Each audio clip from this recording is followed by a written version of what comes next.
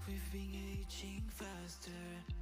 I feel so secluded. I really wish that things got better. It's been hard to keep my composure, and I really want it to be over. In a sense, in summer rays, we come back swinging. When it all comes crashing down on us, stand your ground. Faith is something that is really hard to find. So take it on yourself and keep your head up straight. Brighter days will come, so you better be prepared. When it all comes crashing down on us, crashing down.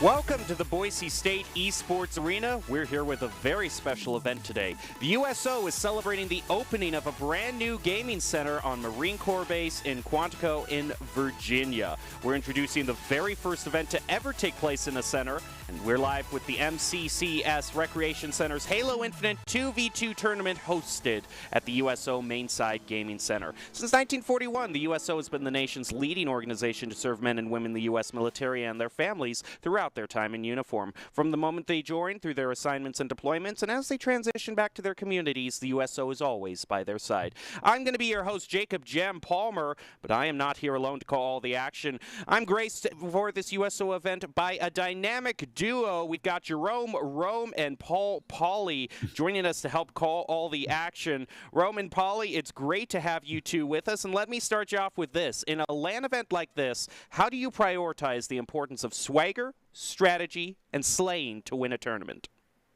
Well, I got to say, swagger is definitely important coming in. You want to be well dressed. You want to give the competition sitting across the table from you, a little something to look at. Be like, oh man, this guy came ready. Simple as that. So swagger definitely has a big thing to do with it. But also, of course, just that mentality of being on LAN, understanding that you're not going to have to deal with the ping issues or things like that. It's going to be an even fight every single time you go into one. So it's really just going to be about who's going to be able to come out on top, who's going to have the best BR shot, who's going to be able to use the sandbox well. It's going to be a fun tournament for sure. Yeah, you can't necessarily blame that hotel Wi-Fi getting in the way. What are your thoughts, Paul? Yeah, I mean, you really encompassed all three parts of competitive play, at least for me when I was competing, right? You have to show up on the sticks. Without that, you can't get past the first round. But at the same time, you have to have that swagger. Your dress has to be on point. You have to wake up, get a little breakfast in you, maybe some grapes, nothing too heavy. We all know the rules. But, yeah, you got to have that swagger. You got to be well-dressed and feeling comfortable. Once your palms start to sweat, I don't know, you're in trouble. Well, let's take a look at how the overall event will work today. It's going to be in Halo Infinite. It's a 2v2 tournament, military only, a best of 3 with a set map list, single elimination bracket. The maps are going to be Aquarius, Streets, Live Fire, and Recharge. So a bit more variety than we saw last time in the Zoom and Shoot finals by the USO. Should be very exciting. And of course, it wouldn't be a tournament without some prizing. And in terms of prizing today, it isn't going to be complicated. It is just cold, hard cash. $600 for the first place team, $400 for the second place team, and $200 for the third place team. So should be very exciting. Should definitely bring out some great competition. So what do you two think as we kind of looked over the rules there? We see the map list. We have actually 4 maps that we can see that might be brought out today. What are your overall thoughts on what we might see from that info? I mean, in my opinion, it's going to be a lot of fast-paced action to kick things off. I mean, starting off with an Aquarius, it looks like that's going to be a round 1 matchup to kick things off. So everyone knows, it's the smallest map. You get to really see exactly what you're made of right off the bat, and that's exactly what I'm going to be excited for with these squads right here. I'm expecting this to be a lot of fireworks coming out, and the fact that there's no lower bracket means that there is no second chances. So a straight-up best of 3, you're going to have to be on your A game right out the gate. Yeah, and Paul, you were here for the first USO event. We have a lot more kind of since that tournament. We have some new maps and some new stuff that can be brought out. Aquarius is still kind of a holdover from that last tournament, but a much more opportunity to see a lot more variety. Yeah, which we will. So as we just take a look here, we have, Recharge. I'm just looking off the list here. Aquarius, Streets, Live Fire. The good thing about Halo Infinite, though, is that every single map out of the pool brings an opportunity at high combat. These are medium to small distance maps. So tons of combat, tons of fast-paced action, and that's exactly what we hope to see here at the USO Halo Infinite. I just want to clarify real quick to make sure I'm not delusional. This is the MCCS Recreation Center, Halo Infinite 2v2. I like the way that sounds. Yeah, it's nice, and it's going to be a great event. You two are sort of the inaugural founders, if you will, for competitive esports in that arena. And we were seeing a look at the arena, kind of a live shot of it. It looks great. It's brand new. They got a lot of people ready to compete. But overall, it looks, and there you go. You can see the arena right there. It looks like they're all sitting down. Of course, a big thank you to Razer for providing all of the equipment in that arena. It just all looks great, and you can see family members around. Just a great program all around, and services like the USO provides. Well, to help all those players... Yeah, to see you see all of those players there getting ready to play, but of course, you have to have the right sort of advice to play at your peak in a tournament like this. And we usually provide Doc's keys to the game before we get into every tournament here. And in Halo, here they are. That's going to be to control the high ground, rotate to power items, team target, and sweaty comms. Those are Doc's keys to the game, brought to us by MCCS, no Defense Department, U.S. Marine Corps, or Marine Corps Community Services endorsement implied. So there we go. Looking over those keys to the game, what jumps out at you two most often? What do you think is going to be the most valuable for these teams to remember? I think the biggest thing is honestly going to be team shotting, getting those team shots in, using that coordination and that communication to be able to coordinate exactly how you want to pin one player down, put them in awkward 2v1 situations. And as he also stated, getting control of the power items. You have to be rotating to them. You have to understand when they're going to be coming up, whether it's going to be, it literally doesn't matter. It could be the sniper, it could be the rockets, doesn't matter what it's going to be on the map. You've got to understand exactly when it's going to be coming up, rotating to it, because in a 2v2 Slayer, the power items literally can control the entire game. And Paul, what would you like to see kind of most brought out? What sort of plays would make you most excited? Like, what would make you jump out of your seat and just start really being that stereotypical shoutcaster? Not saying you are one. I'm just saying what would really start bringing out that volume.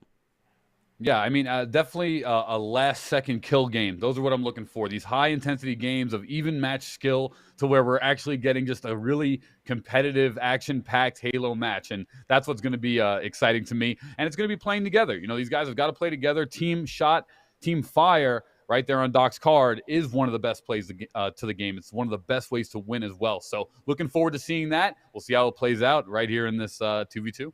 Well, one thing that's always kind of a little bit entertaining to me is kind of, and a side note, is just seeing some of the names some of these teams come up with. It seems every USO event we have creative team names, and I know it's probably fun to be able to shoutcast some of the more creative ones. I want to throw this question to you too. You know, it's with this semester we're really kind of seeing professional Halo events brought back. We're seeing, you know, at collegiate level it becoming a varsity program. For people around me who played Halo, like, they were just so excited up until this release. You know, they were giving every single update, Halo's back, you know, they were saying. So what does it mean to you two to be able to cast this new generation of Halo that we're seeing and all these new opportunities being brought forward? I mean, for me personally, it's awesome. I mean, my first 3 games on a main console, which was Xbox 360, were Halo 3, Gears 1, and Call of Duty 4. So I had a pretty good start to video games, and Halo 3 was definitely one of the ones that popped out for me. So after all these years, for it to come full circle and then to pop the way that it has in the past few months, it's just absolutely incredible to be able to cast this amazing action. Halo has given us so many clutch plays, so many awesome scenarios, and I mean, I'm sure we're going to be getting them today as well. Well, you know how I was talking about those creative team names? They are not disappointing for the first matchup. We have All-American Pogs versus Swole Team 6. So it's going to be very fun. Paul, just to kind of finish off that last thought about your background of Halo and what kind of means to you. Absolutely. I mean, Halo was the absolute staple growing up for me. It was the very first game I ever bought for the Xbox original. It was the first game I competed in back in 2004 on Game Battles, was Halo 2. And I remember, you know, even before then, I remember using this program called Xbox Connect on the original Xbox. And what it would do is that it would trick your LAN device that they would use to play offline tournaments at the time, but it would allow you to go online before there was an Xbox Live, playing against the Ogres, playing against Walshy, playing against these guys that were, even then, back in Halo 1, Xbox Connect, were online and competing around the planet before there even was an Xbox Live. This just brings back so many memories, and more importantly, Halo Infinite is actually good. This is a really, really good game, and that's what makes it that much more enjoyable and exciting. Man, we're all slipping up tongue-wise today. We all got some tongues to work out. We'll get it going here as the time goes on. Well, it's just a very exciting event. As here we can kind of see just a little bit of a preview for some of these stages. What can you give us information on the stage we're seeing right now? Click it, and then they are free. These are all recorded at 60 FPS at 2K resolution. I hope to see some of these in your montages. So thanks, guys. Catch you in the next one.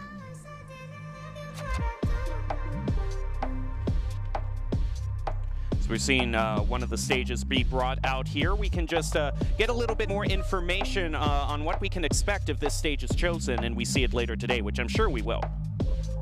Oh, I mean, big time. And as I stated earlier, Aquarius, it is definitely probably the fastest paced one that we're going to be seeing today. I mean, it's first to 25 kills. So normally it's up to 50. This time it is going to be very, very quick. 25 2v2 situation, cutting it in half. I mean, I like it. It's going to be very, very interesting to see who's going to be getting control of these power weapons, getting control of the active camo, things like that. I want to see exactly who is going to be really, really making their name known today and who's going to be the standout players. And I think we're going to be able to see that right off the break. It's going to be exciting stuff. I can't wait. Yeah, sorry to interrupt you. No, sorry for me to interrupt. This is going to be exciting stuff. I really just can't wait. I want them to just load into the game. I love seeing the map. Graphics are so awesome. This map is so close-knit and heavy on the team fire. As you can see from this blue plat right here, you can see almost the entire area 2 of Aquarius here. So I'm loving what I'm seeing. There's also the thruster as well, which can lead to some crazy combinations, as we've seen this kind of shot reset, which is able to be used with the thruster there. So we have some exciting stuff on the way, and I cannot wait for this action to get underway.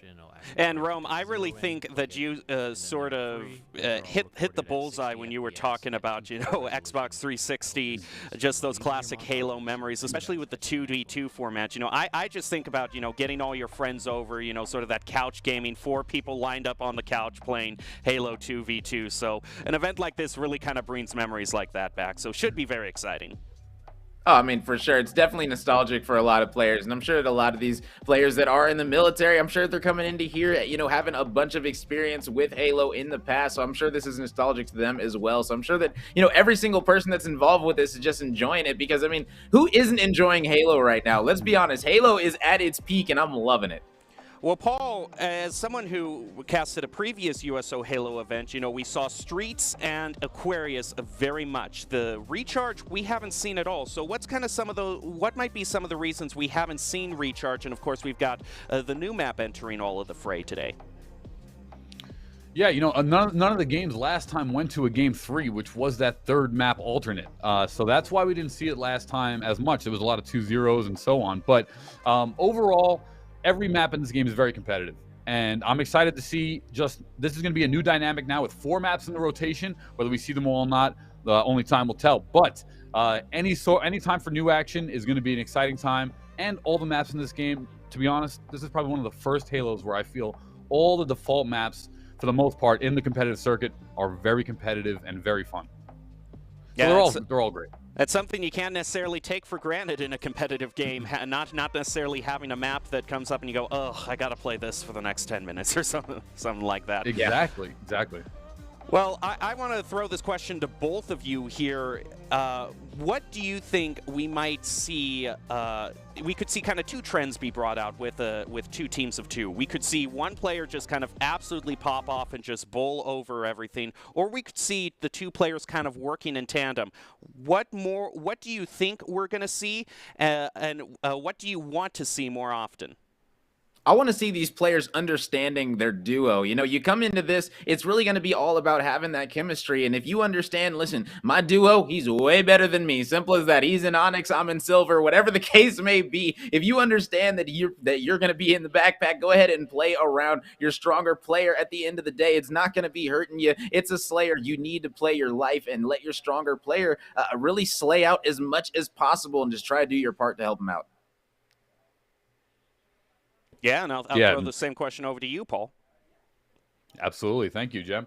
This is just going to be some fantastic Halo from start to finish as we see that awesome arena. But my overall takeaway as we get into it here is when I started this, there was no such thing as the arena you're sitting in, Jem. There was no such thing as collegiate anything in terms of esports. It did not exist. So to just be here with you guys and just enjoying the day with Rome, Jem, Boise, Halo Infinite, this is going to be an amazing tournament. Thank you guys so much for having me, and I'm proud to be here casting the USO for a second time.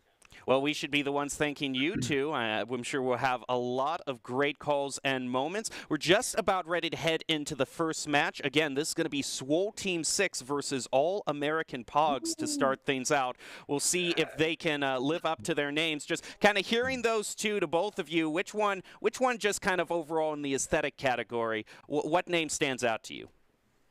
I got to roll with Swole Team 6, man. It's just super creative. I like to play on words. I'm going to roll with the Swole Team. Yeah, all about the Swole Team. I'm going to the gym 5 days a week myself, so I'm part of Swole Team 6. I'm on that team, so let's go. Well, just about ready to head in right now. We will get into that game live as soon as it happens. And it looks like I hear we are loading in right now. So we're ready to head into the first round of this USO Halo tournament. I'm going to leave it toward you two for a while. Paul and Rome, take the reins and set up the stakes for us tonight. I'll see you on the other end of this fight. Whew, here we go, Paul. This is going to be a good one. And to kick things off on Aquarius, it is going to be starting out hot and heavy. I couldn't be more excited, man. This is going to be a good one, and I'm glad we get to cast it together. Absolutely. It's a pleasure to be here with you, Rome. We have some exciting Halo action coming up. Aquarius, as we take a look here, swooping into the map, we have that thruster pack. You see that in the bottom right of your screen. Coming over, you want to stay top control, which can be achieved. You know, a lot of players in this game, not so much at the higher levels, but lower than the high levels, they don't realize you spawn at either yellow or blue plat a lot of the time. You spawn at the highest elevation in the game. You need to use that to your advantage when you're playing here in Aquarius. I mean, big time. That was one of Doc's keys to victory, and, you know, it's definitely going to come into play here. You know, I want to see who's going to be able to get up into that middle platform area, who also are going to be trying to play those sneaky plays around the side. I mean, 2v2 Slayer plays out completely different than 4v4 Slayer. You can really go for some of these cheeky plays to get behind enemy lines and make some plays happen, and I want to see exactly who's going to be able to do that, who's going to be the standout player, and who's going to end up being the MVP of this map, because I know right now both of these squads, they definitely want to advance on to the next round, because that first place prize, $600 to split between the two. And now, correct me if I'm wrong, but we don't have player names, do we? Because we're in the game, we have USO, so it's okay. Team name, got it. Let's do it. So Swole Team 6 here, as we're following along, it's actually All American Pogs. I like this, top mid control from All American Pogs. And now it's over to Swole Team 6 with the Invis. Beautiful stuff here, Rome. Yeah, that's player number 7 right now, having this active camo in hand, just trying to spot somebody right now. Finally, he's going to be having eyes on a player, and he's going to take out player number 5 with ease. Nice 2-0 start coming in for Swole Team 6, as they're looking really, really solid now, off to a 3-0 advantage. Yeah, and I love what we saw right there. Notice how it was number 7 that was shooting at the player, but it was number 6 who finished up the kill with the grenade, which means that communication came out right away, called him out in that cubby, and he was able to clean up the kill. Great job by Swole Team 6 as they now approach blue plat, excuse me. But now it's Pogs who has some shots on them, and Swole Team 6 is right out in the open. It looks like a flank coming in here from 005. And now you gotta see if player 5 is gonna be able to get some nice shots in. You see the cross shots coming in, but no, that is unfortunately gonna be Swole Team 6 picking up the trade right there. Now we gotta see if player number 4, no, not able to take out player number 7 up top. So a 5-1 advantage right now for Swole Team 6. 7's gonna be moving on to this left side now. Beating up his teammate. Yeah, I mean, this might be in trouble here for All American Pogs. I saw the aim of 004, and he was aiming at the feet. You don't want to do that in an FPS. Got to pick that aimer up. But nice shot, 007, GoldenEye, James Bond coming in for Swole Team 6 and getting a nice connection.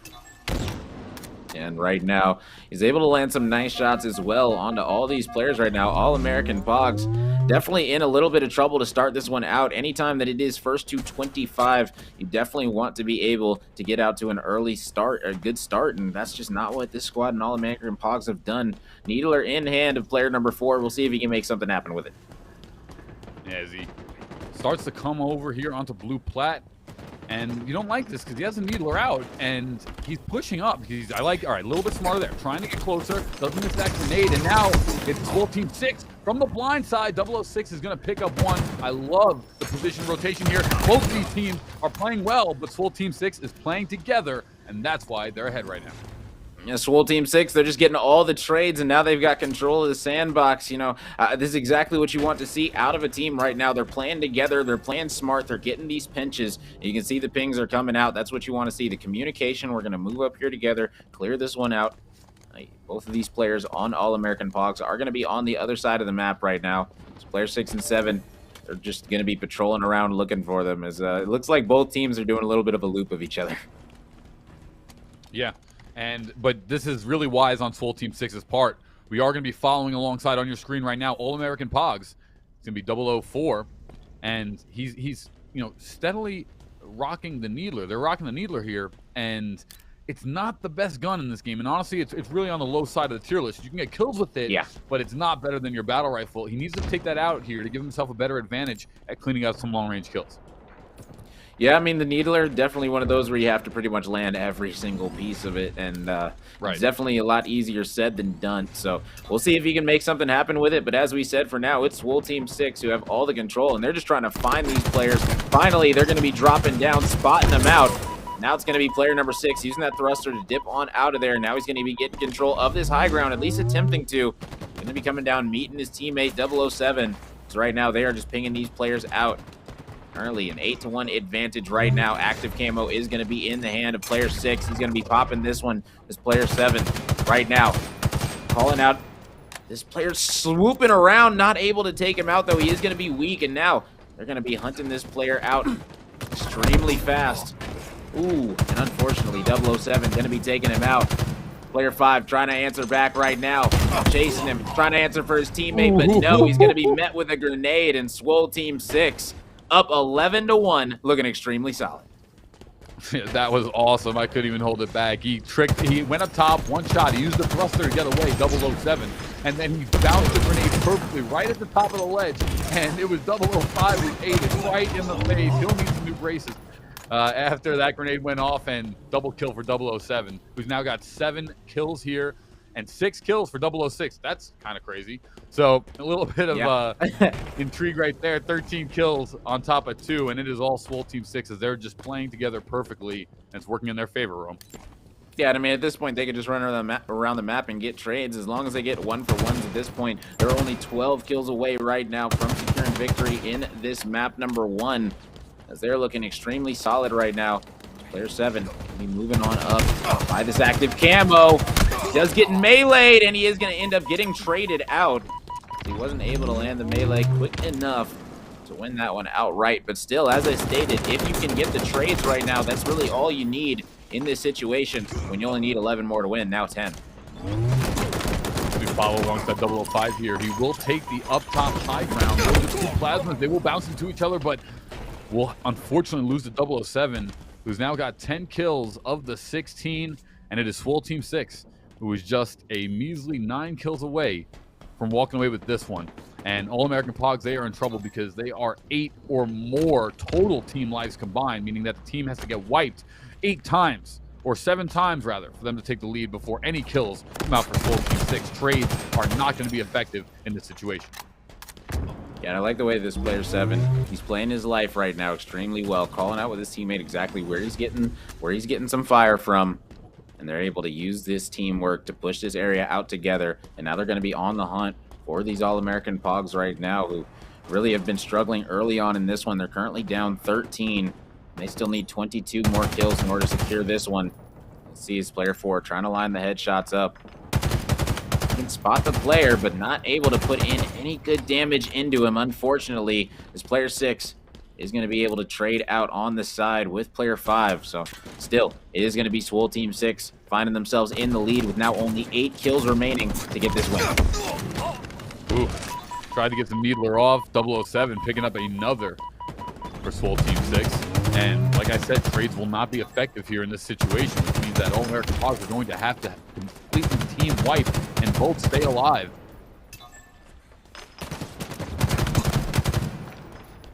The good news is, ladies and gentlemen, that the pain and suffering going on from All-American Pogs, it won't have to go on much longer. I understand that at the bottom it does say up to 50, but we are only going to be going up to 25, ladies and gentlemen. So as we stated, first 25. So they're only 5 kills away from being able to secure this victory. Swole Team 6 right now looking extremely solid. You can see player 6 did drop, so what's player 7 going to do? Come back and immediately challenge, getting in some nice shots, but he does understand it's 2v1, doesn't want to take that 2v1 disadvantage, so he's smartly going to back up, play his life, and now they're going to be pinching this player number 4 as he gets taken out. Now it's only 4 kills remaining. Swole Team 6 is looking nice. They've actually got the needler. Swole Team 6 trying to take a book at a 004's playbook. Ooh, and right there, see, 005 was aiming a little bit too low, connecting at that mid-torso, upper chest area. You want to get that shot at least once up on the head to get that extra damage, to get the 4 shot. Unfortunate there, but you could just tell Swole Team 6 is a little bit better here, a little bit more practice. I'm seeing a little bit better aim and rotations, and most importantly, they are playing together. You can see they're never not hip locked, which is why they're having a lot of success. We'll see what other teams in this tournament are going to be able to put up a show or a chance against Swole Team 6. They're starting out strong in the first round. Yeah, right now Swole Team 6 is definitely impressing me for sure on this map number 1. But now they find themselves only 2, make it 1 kill away from going up 1-0 in this series. Just that much closer. Sniffing that first place prize. I mean, hey, listen, this squad, they're definitely looking like they're capable of taking home first today. I mean, right now, 25-5. If they're able to win this one out with 5 times as many kills, I mean, this squad right now is looking extremely impressive. Yeah, and it really depends on what the overall skill range. Oh, nice jump to the side, beat down, back crack on 004, but it depends on what the overall skill range average of the day is. You know, is All-American Pogs under that average or so on? But there's going to be the winner, Swole Team 6 here at the USO. Yeah, I mean, Swole Team 6, they came out on fire. I mean, able to start off with an 11-1 advantage. I mean, that is just going to be absolutely massive. And, I mean, now the next map going into game number 2, we're going to be heading on to Streets. And, I mean, when you got the spanker in the middle, when you got all the stalker rifle action, you got so much of the sandbox you get to work with, the bulldog shotgun. I mean, it's a lot on this map that we get to see. And I'm going to be excited to see what's going to be happening right here. Yeah, there's so many different power weapons. There's more than 2, to put it like that. So if you wanted to, if one team wanted to control all the power weapons, they would need to have both weapon slots with power weapons, which is possible in this one. So, but that is also a saving grace for all for Pogs, because they can get the Bulldog if they lose the Rockets. They can get other power weapons that could bring them back into the fight and secure them victory. I will say the Rockets are going to be the main priority in this one, because they spawn, what, 4 or 5 times in a first to 25? That's 10 kills, you know, Rome, right there on the top. So that's going to matter too. Oh, for sure. And hey, listen, you guys know Streets, it is a bigger map than Aquarius by a pretty decent amount. So it's going to be interesting to see exactly the change up that these squads are going to be having. Are they going to be playing the edges more? Are they going to be opting to go in the middle? What exactly is going to be the strategy coming out of these teams?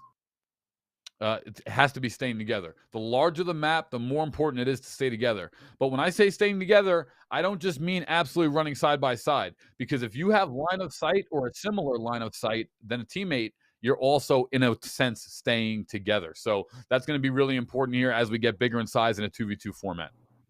Oh, big time, big time. Now, let's go ahead and check out some of the highlights coming in of this last game from 007. I mean, the player, he was just absolutely going off. We saw 007 many times just able to land those BR shots, get those trades, use those grenades as well to his advantage, and really just showing out for his squad. So while you wait on those ones, I mean, what really impressed you the most coming out of this Swole Team 6?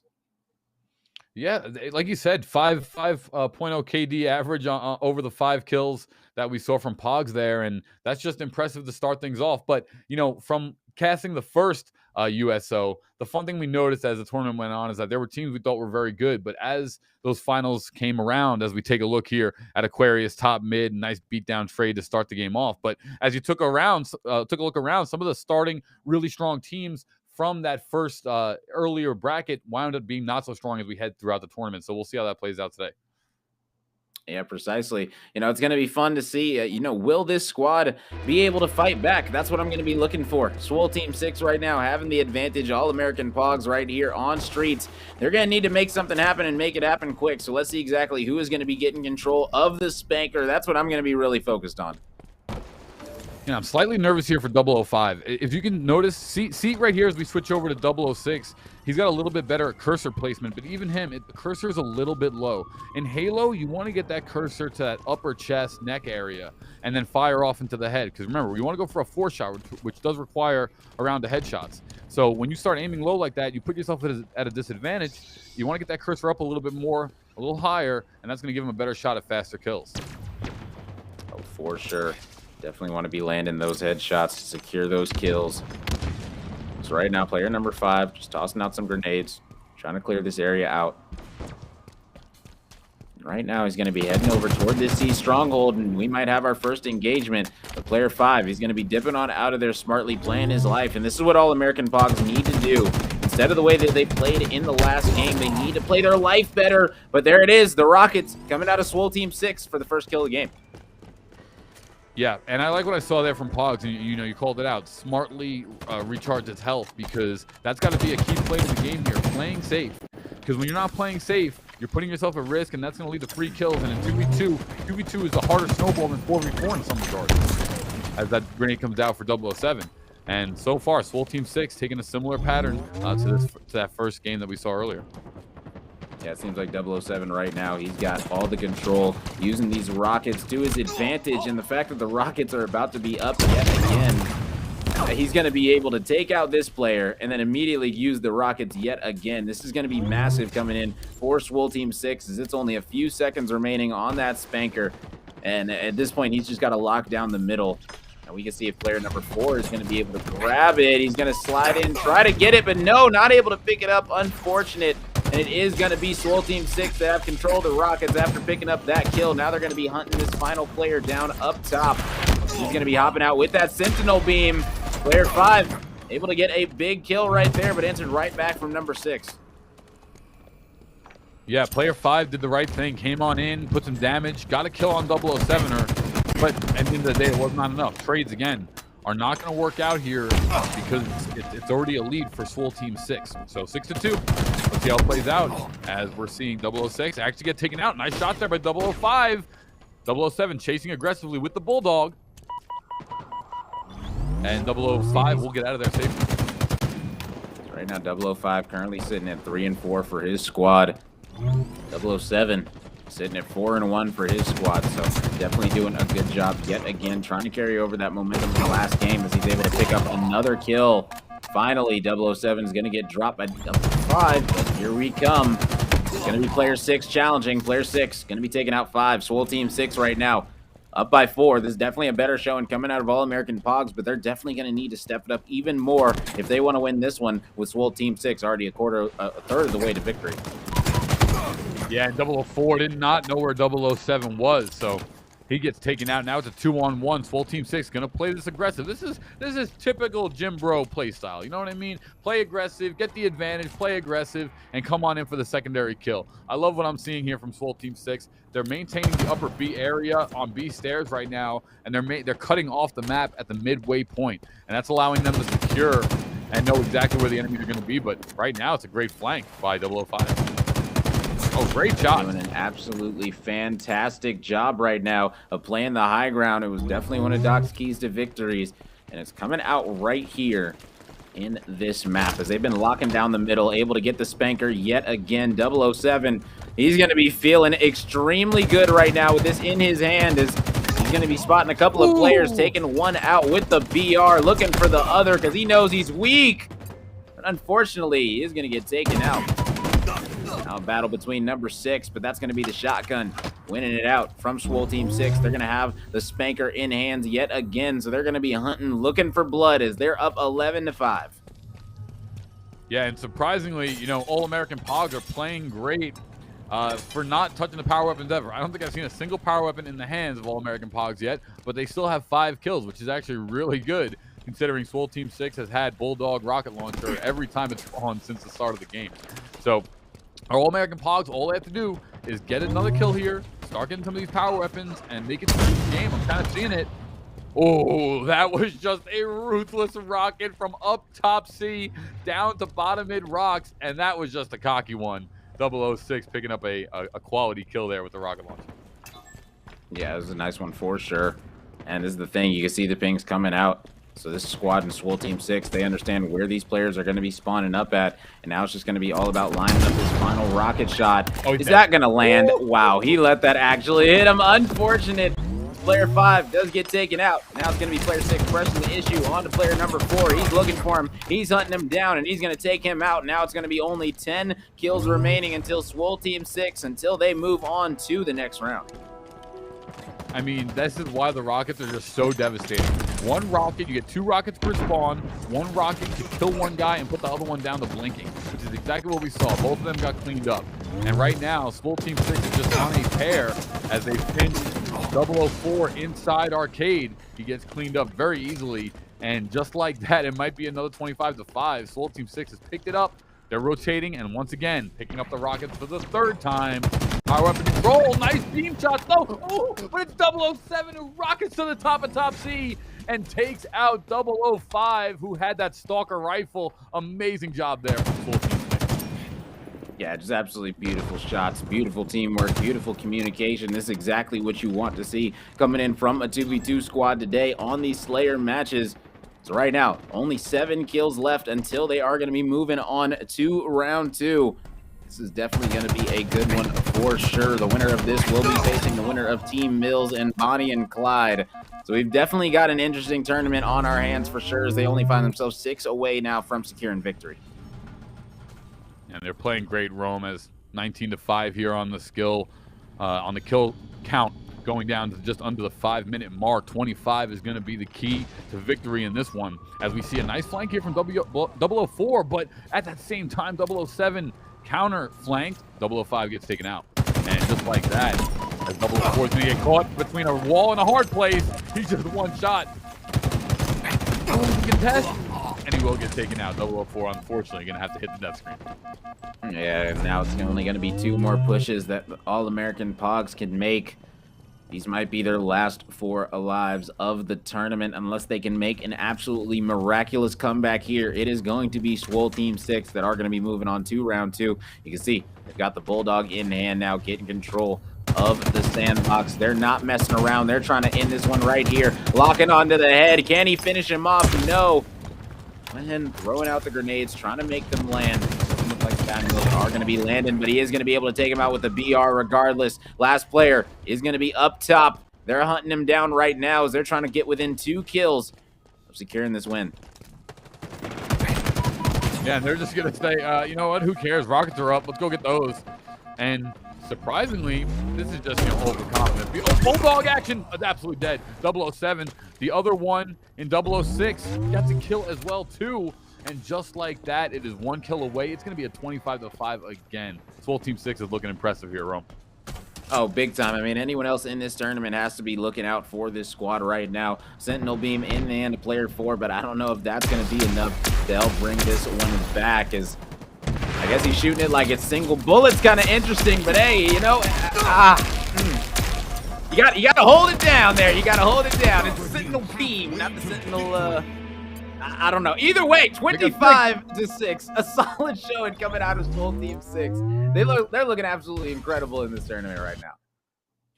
Yeah, and you got to give a shout out to the other team, All-American Pogs as well. They showed up well, weren't prepared as enough for Swole Team 6, but at the same time, got to give you kudos, because just coming out to the event and playing in the tournament is 99% of the battle. Well, you two were definitely feeling Swole Team 6, and they came through in flying colors. But another person to shout out, or organization that is Razor, an important partner of USO's gaming program. Razor is supporting the construction of gaming centers and multiple military installations across the USO's footprint. With their support, the USO is opening today's gaming center at Marine Corps Base, Quantico, Virginia. And it'll open a second one at Eglin Air Force Base in Florida. Thanks to their backing, service members will have a safe place to have fun, blow off some steam, and stay connected with family and friends while gaming. Thank you, Razor, for being a force behind the forces. No Defense Department, U.S. Marine Corps, or Marine Corps Community Services endorsement implied. There we go. We can see everyone kind of winding down after the first round. And I want to throw just one question to you before we take a short break, and that's going to be for eagle-eyed viewers. You might have seen a little bit of a difference on how things controlled, and that's because because we're having some players use the controller and some players are using a keyboard and mouse. So I want to get your two's thoughts on both those options. Where do you two stand on that debate?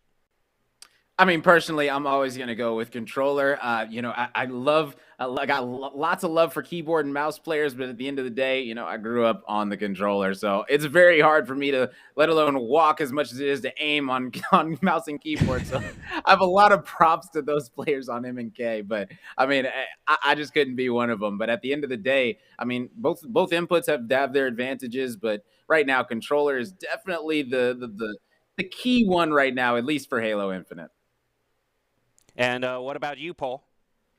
Yeah, I mean, I'm mouse and I started competitive controller play for 10 years when I was competing in Gears 1 and Dead or Alive 4 and Halo 2 and 3. I was playing controller. But then the last 10 years, I've switched and played mouse and keyboard. So I see the advantages with both. However, and I am preferred mouse and keyboard. I've left the controller days far away, But the one thing is that Halo Infinite, you have to play controller because it is just a stronger peripheral. The console, the game was built on console, and it comes from that nature. And it is easier to play with the auto aim than mouse and keyboard. Well, I'm going to be the odd one out and go with gyro controls, but that's a debate for another day. We'll be right back with the USO Halo tournament in the Quantico main side rec center grand opening. We'll be right back after a few messages from the USO. Please stay tuned. A strong America is a force for good in the world, and the strength of our military is paramount to that mission. Wherever they go, the USO is there to keep our service members connected to everything that gives meaning to their service: family, home, and country. The USO is trusted to support our service members on all 7 continents. With more than 200 locations, Home for Our Troops is as close as the nearest USO center or program. The USO provides critical programming, connecting with service members and their families millions of times each year. From the moment they swear an oath, new recruits are welcomed by the USO's family of staff and volunteers. I'm here to witness my son swearing in.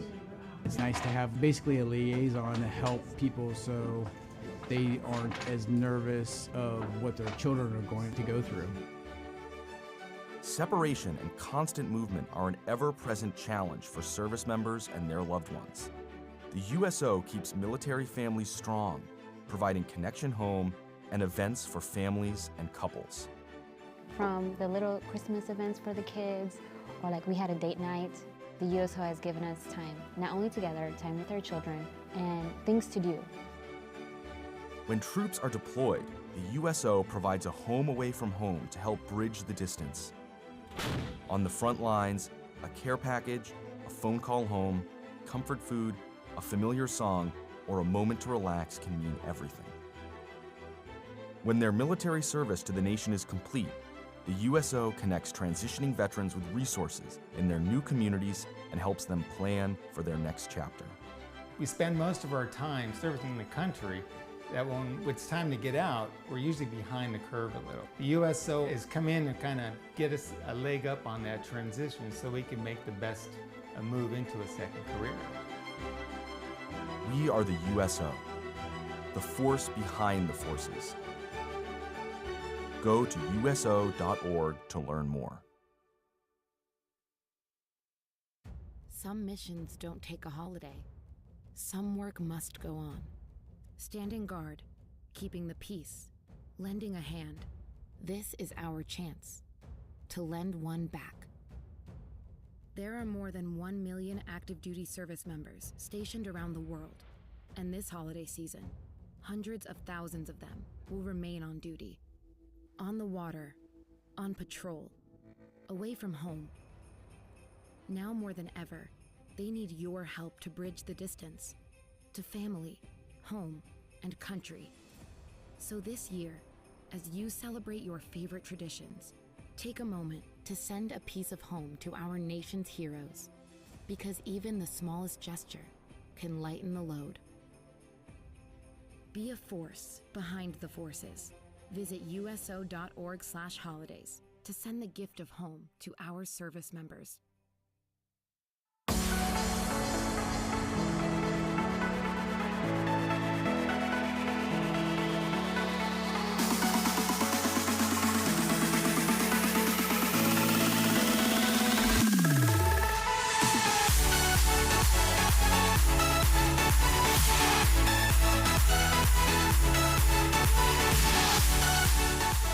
Welcome back to the Boise State Esports Arena. We're here with a very special event today. The USO is celebrating the opening of a brand new gaming center on Marine Corps Base in Quantico in Virginia. It's the first ever event to take place in that center, live with the MCCS Recreation Center's Halo Infinite 2v2 tournament hosted at the USO Mainside Gaming Center. Since 1941, the USO has been the nation's leading organization to serve men and women in the U.S. military and their families throughout their time in uniform. From the moment they join through their assignments and deployments, and as they transition back to their communities, the USO is always by their side. Once again, I'm your host for this event, Jacob Jem Palmer, but I am joined, of course, with talent much above my grade. Paul and Rome have been bringing all of the action for us, and we are just about ready to head into the second event. We were having a bit of a lively debate before the break on controllers versus keyboard and mouse, and in this new matchup, it's going to be Headhunters versus Paper Ninjas. I am informed that one of the Headhunters team is going to be using that keyboard and mouse, so we're going to see how they do in that case. Okay, well, I'm going to be excited for it. You know, it's another round one matchup. We get to see these two squads battle it out and, you know, they see exactly who's really showing up and showing out today. I mean, already Swole Team 6, they caught our eye, and now we get to go down to the opposite side of the bracket and see exactly who's going to be catching our eye in this matchup. It's going to be a good one. Yeah, Paul, based off what we saw in the previous match, what do you think are some of the key takeaways? We kind of present some keys to the game at the very beginning of the event, but are there any kind of adjusted keys to the game based on what we saw in the first round? You know, everything worked out pretty well. The team play together, team shot came into a big play here from Soul Team 6, which was a great key to the game. But Doc's key to the game are on point. They cover the grand landscape of Halo, as we're seeing some of these top plays here. But Soul Team 6 encompassed all of them, and that's why it was a 25-5 victory. Yeah, really one-sided. I just got to say, though, just kind of as an aside from the competition, every time that Needler came out, I was terrified of what recoil that thing might have. It's just anxious to watch that sort of model on a gun like that. Well, to give everyone kind of an overview of how things are going to work in case you are just joining us, let's just recap the rules of this tournament. It is a 2v2 tournament for the military only. Best of 3 with a set map list, single elimination, and the maps are Aquarius, Streets, Live Fire, and Recharge. And of course, in terms of pricing for this tournament, nothing too complicated. It is just cash, which everyone is happy with. That's going to be $600 for the first place team, $400 for the second place team, and $200 for the third place team. And before we get to the event, we want to remind our players of Doc's keys to the game in Halo, and that's to control the high ground, rotate to power items, team target, and sweaty comms. Brought to you by the MCCS, but no Defense Department, U.S. Marine Corps, or Marine Corps Community Services endorsement implied. Those are Doc's keys to the game. We saw a lot of great play there. I'm going to leave it to you two now to kind of talk us about what we can expect in the second game. Do you think we might see any different stages chosen? What do you most want to see after the first round that you just saw? I mean, the big thing that I want to see is people learning from watching others. You know, you might be looking looking over at the other screen and be like, okay, this is working, this isn't working. You know, you start to understand whether you came into the day, you know, planning on, okay, you're going to take the left side, I'm going to take the right side. We'll play off information, try to cross shot, or we just run around together. Either way, you got to get that coordination. You got to get it going immediately. Yeah, it seems the coordination was really something that came in clutch for the players. What do you think, Paul, overall? You were talking a little bit about the last game, just about overall skill level, positioning, and rotations. Give us a little bit of insight of how that works out. Yeah, I mean, you know, I was just trying to say, generally speaking, depending on the overall skill landscape of the tournament, will really tell how good like a team like Swole Team 6 was. But positioning has to be on point. Call-outs have to be on point. And when we talk about positioning and call-outs, it's not always mean at the hip. You can rotate like we saw from Swole Team 6, always playing together, always moving together, always staying together, and they had some great success. However, as long as you also team up with a line of sight. So we can be across the map, but if we're able to look at the exact same target, we are still together in nature, and that's really important. That's one of the Paulie points of the game. Rome, do you have any Rome keys to the game? I mean, my biggest thing is stay positive. That's definitely one is the attitude's got to be positive, because even if you're down 7-8 kills, you could still come back and win as long as you keep that positive mentality and, you know, keep those good comms with your teammates. You know, as long as you're positive, then anything can happen. Well, as we just saw the live look at the MCCS Recreation Center, it looks like we are going to be going back into Aquarius from the map that I am seeing here. So I'll leave it to you two to tell us a little bit more about this map and what we can expect from the second round. Yeah, I mean, we're going right back to Aquarius. You know, it's going to be a Headhunter versus Paper Ninjas. So this is another round one matchup. So we're going to be seeing the same maps that we saw from Swole Team 6 against All-American Pogs. And I think that this is definitely going to be setting the tone yet again coming out. I mean, we saw Swole Team 6. They came out hot with the 25-5 win. I think that right here, I mean, one of these squads are going to be looking to do the exact same thing as we're going to be hopping right on in. Yeah, this is going to be exciting stuff. And just getting a little word here. So the same 4 accounts is the tournament station. So just so everyone viewing at home understands, we are going to be seeing the same names. However, it will be the different teams. So we'll really just call it by the teams in this one. Keep that in mind over the player name for the commentary, just to keep in mind. So we'll see how this plays out. Headhunter, Paper Ninja. And you know, I love this map. I think it's a great first map to start the series. So let's see how it plays out. This one is high action, high octane. Dr. Disrespect would love it. Yeah, it looks like we are going to be having a quick little map reset, though, as we did have a little lobby bug out there. But it's all good. Halo Infinite, you know, it's got a few issues sometimes starting things up, but it's nothing that we haven't seen before. So we'll be right back into the action very shortly. Yeah, I was just about to get a coffee myself. Sit back, enjoy, and you know what? I might get that chance yet again. It looks like we're loading back in with no time left. Hopefully everything's good this time. But yeah, it looks like we are good to go, and we're going to be starting things out hot and heavy as an early trade's going to be coming out, and I like that for both squads.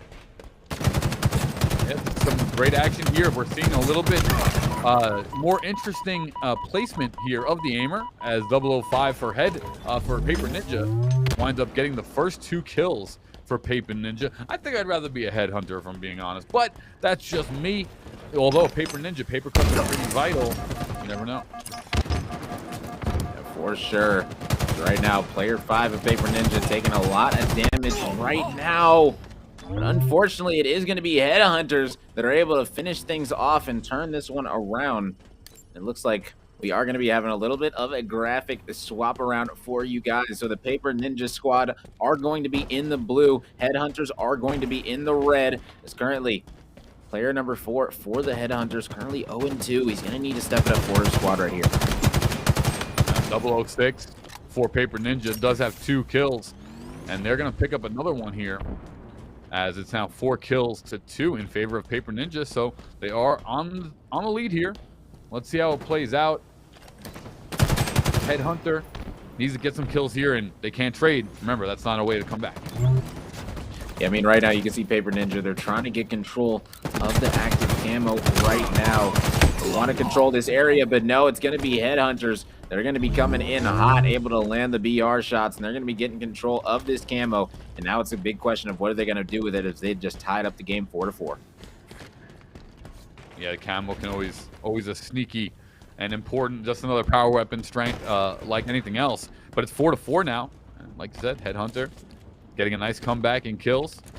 And now it's Paper Ninja as we follow alongside Headhunter. They are maintaining the up top area. Paper Ninja trying to sneak in through the blue utility, but some nice grenades are going to bounce Headhunter apart. And 007 picking up the kill here, and it looks like they could get both. 004 will trade, but 006 will clean him up. So 2 in favor of Paper Ninja as they've taken the lead once again, 6-5. Yeah, right now I like what I'm seeing out of both of these squads. It's a lot of back and forth, and that could tell me that we got a good series on our hands, and I'm excited for that. I mean, the last one, it was a little bit of a stop, so the fact that these teams are already going back and forth the way they are, I'm definitely excited for how this one's going to be playing out, as a lot of shots are coming in right now, and player number 6 of Paper Ninja trying to play his life as best he can. Headhunters now doing a good job of coming through. They are able to take out 6, looking to take out 7, and they're going to do just that as the Headhunters now take the advantage. 005 here, trying to hover around this invisibility and trying to make sure he picks it up. This is a great 2v2. This is such a strong power-up to have. But some shots, that's what I'm talking about. Sitting there on blue plat is 006. And he's getting a nice shots from the middle, really safe, being back in the base. And that's the advantage of playing that line of sight, the base line of sight. as Headhunter doing a great job on the other side, just staying up here top carbine and landing some quality shots, giving 004 some room to breathe. Yeah, for sure. I really like what I'm seeing right now out of this Headhunter squad. They're playing smart. They're playing their life well. But there it is, going to be Paper Ninja getting a nice 2v1. We're talking about the team shots coming in. But a nice trade going to be coming out from Headhunter to answer right on back. Now we got ourselves a 1v1 VR battle. Who's going to be winning this one is now it's a 2v1. You can see Headhunter using that teamwork. Make sure that they got 2 bodies during one gunfight, not just one. I like it. Jumping out here down to bottom planners as the backup from Headhunter comes on through. 005 does pick up one. 9-7 as Headhunter kind of playing the slow game, right? They're just hanging around top mid. They're not overcommitting to any one side. They're able to see the entire map at once and kind of respond to where the fire comes from, as they've noticed it's coming from yellow base. And 007 winds up swinging up a nice kill. 004 will trade out here, but he is weak, so shot coming out, rotating around the corner, and just like that, 007 is out. Yeah, he dipped on out of there, and smartly from him, honestly. You want to be able to play your life, especially in the Slayer. You want to play it out so well. Going for the back smack, not able to land it. Oh, not able to land it third time, not the charm. Finally, they are going to be cleaning him up. Wow, that one took much longer than expected, and there he is. Player number 5 going to be answering right on back for Headhunter. Now they have a 3-kill advantage right now. Active camo is going to be in the hand of player 5 on Headhunter as well. Sidekick in hand. VR shots coming out. He is able to get the kill, but not before he does get traded out. They are halfway to victory. You guys hear it there. 13 kills to 10. Yeah, more importantly, the Invis popped out of one of the dead bodies, which means it's right there inside blue utility on the door. And I don't think any of these players know that the Invis is down on the ground. They didn't pick it up. Blue team might have been the one to lose it. They might have been the one to pick it up, but it's right there. Actually, that's yellow utility, and it's right there sitting on that side. So it could just be burnt and won't pick up here shortly. But some nice grenades coming out as 006 winds up finding 004, and this one's a real nail biter. 11-14. Paper Ninja trying to get back into it on 7 kills from 006. Yeah, right now, great spot to be in if you are Headhunters. This will be a massive kill coming in for Paper Ninja, but it is going to get traded out, and at this point, trades are good if you are Headhunter. You're up by 4. You need 8 in order to win it. Or not 8, excuse me. You need 9 in order to win it at this point. So right now, player number 4 going to be dipping on out of here, dodging these bullets, and you can see both squads right now just going to be playing their platforms wisely. Player number 4 trying to challenge across, but that is not going to be the brightest idea, just because guess what? These players in Paper Ninja, they're not missing right now. I'm going to take a guess right now. I'm going to say player 4 is the mouse and keyboard player. I'd love to confirm on that. I can almost guarantee it is. Nice kill right there. Player 4 is going to be able to, yeah, and that's going to give them a 5-kill advantage now. Only needing 7 left in order to secure victory. 18 kills.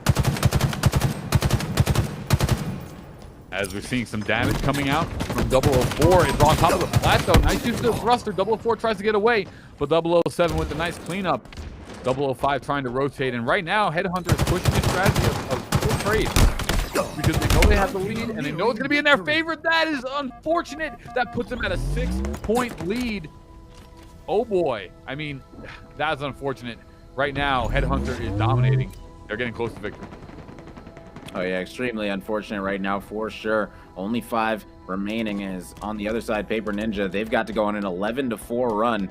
And that's not impossible, but it's just extremely difficult, especially the way the Paper Ninja, the Headhunter, have been playing out their trades, been playing together. I mean, the squads, they've been looking like they can get all these trades. They're trying to get one right now, but no. Paper Ninja answer back in a major way, and they need to do that a couple more times if they want to get back into this one.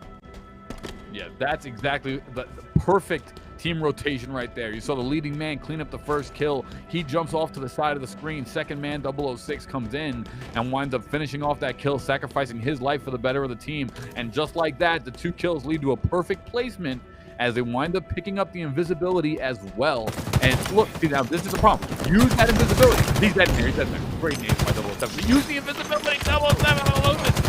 Please. See, and now it's down again, and it's not going to be picked up once again. We're losing a lot of value from Paper Ninja right there. Yeah, I mean, knowledge is very important, and maybe they just are not aware that the active camo is going to be dropping down right there. But either way, it's a 3-point game right now. It's Paper Ninja trying to get back into this one. You can see player 6 going to be looking over that active camo, which is going to be up in about 15 seconds.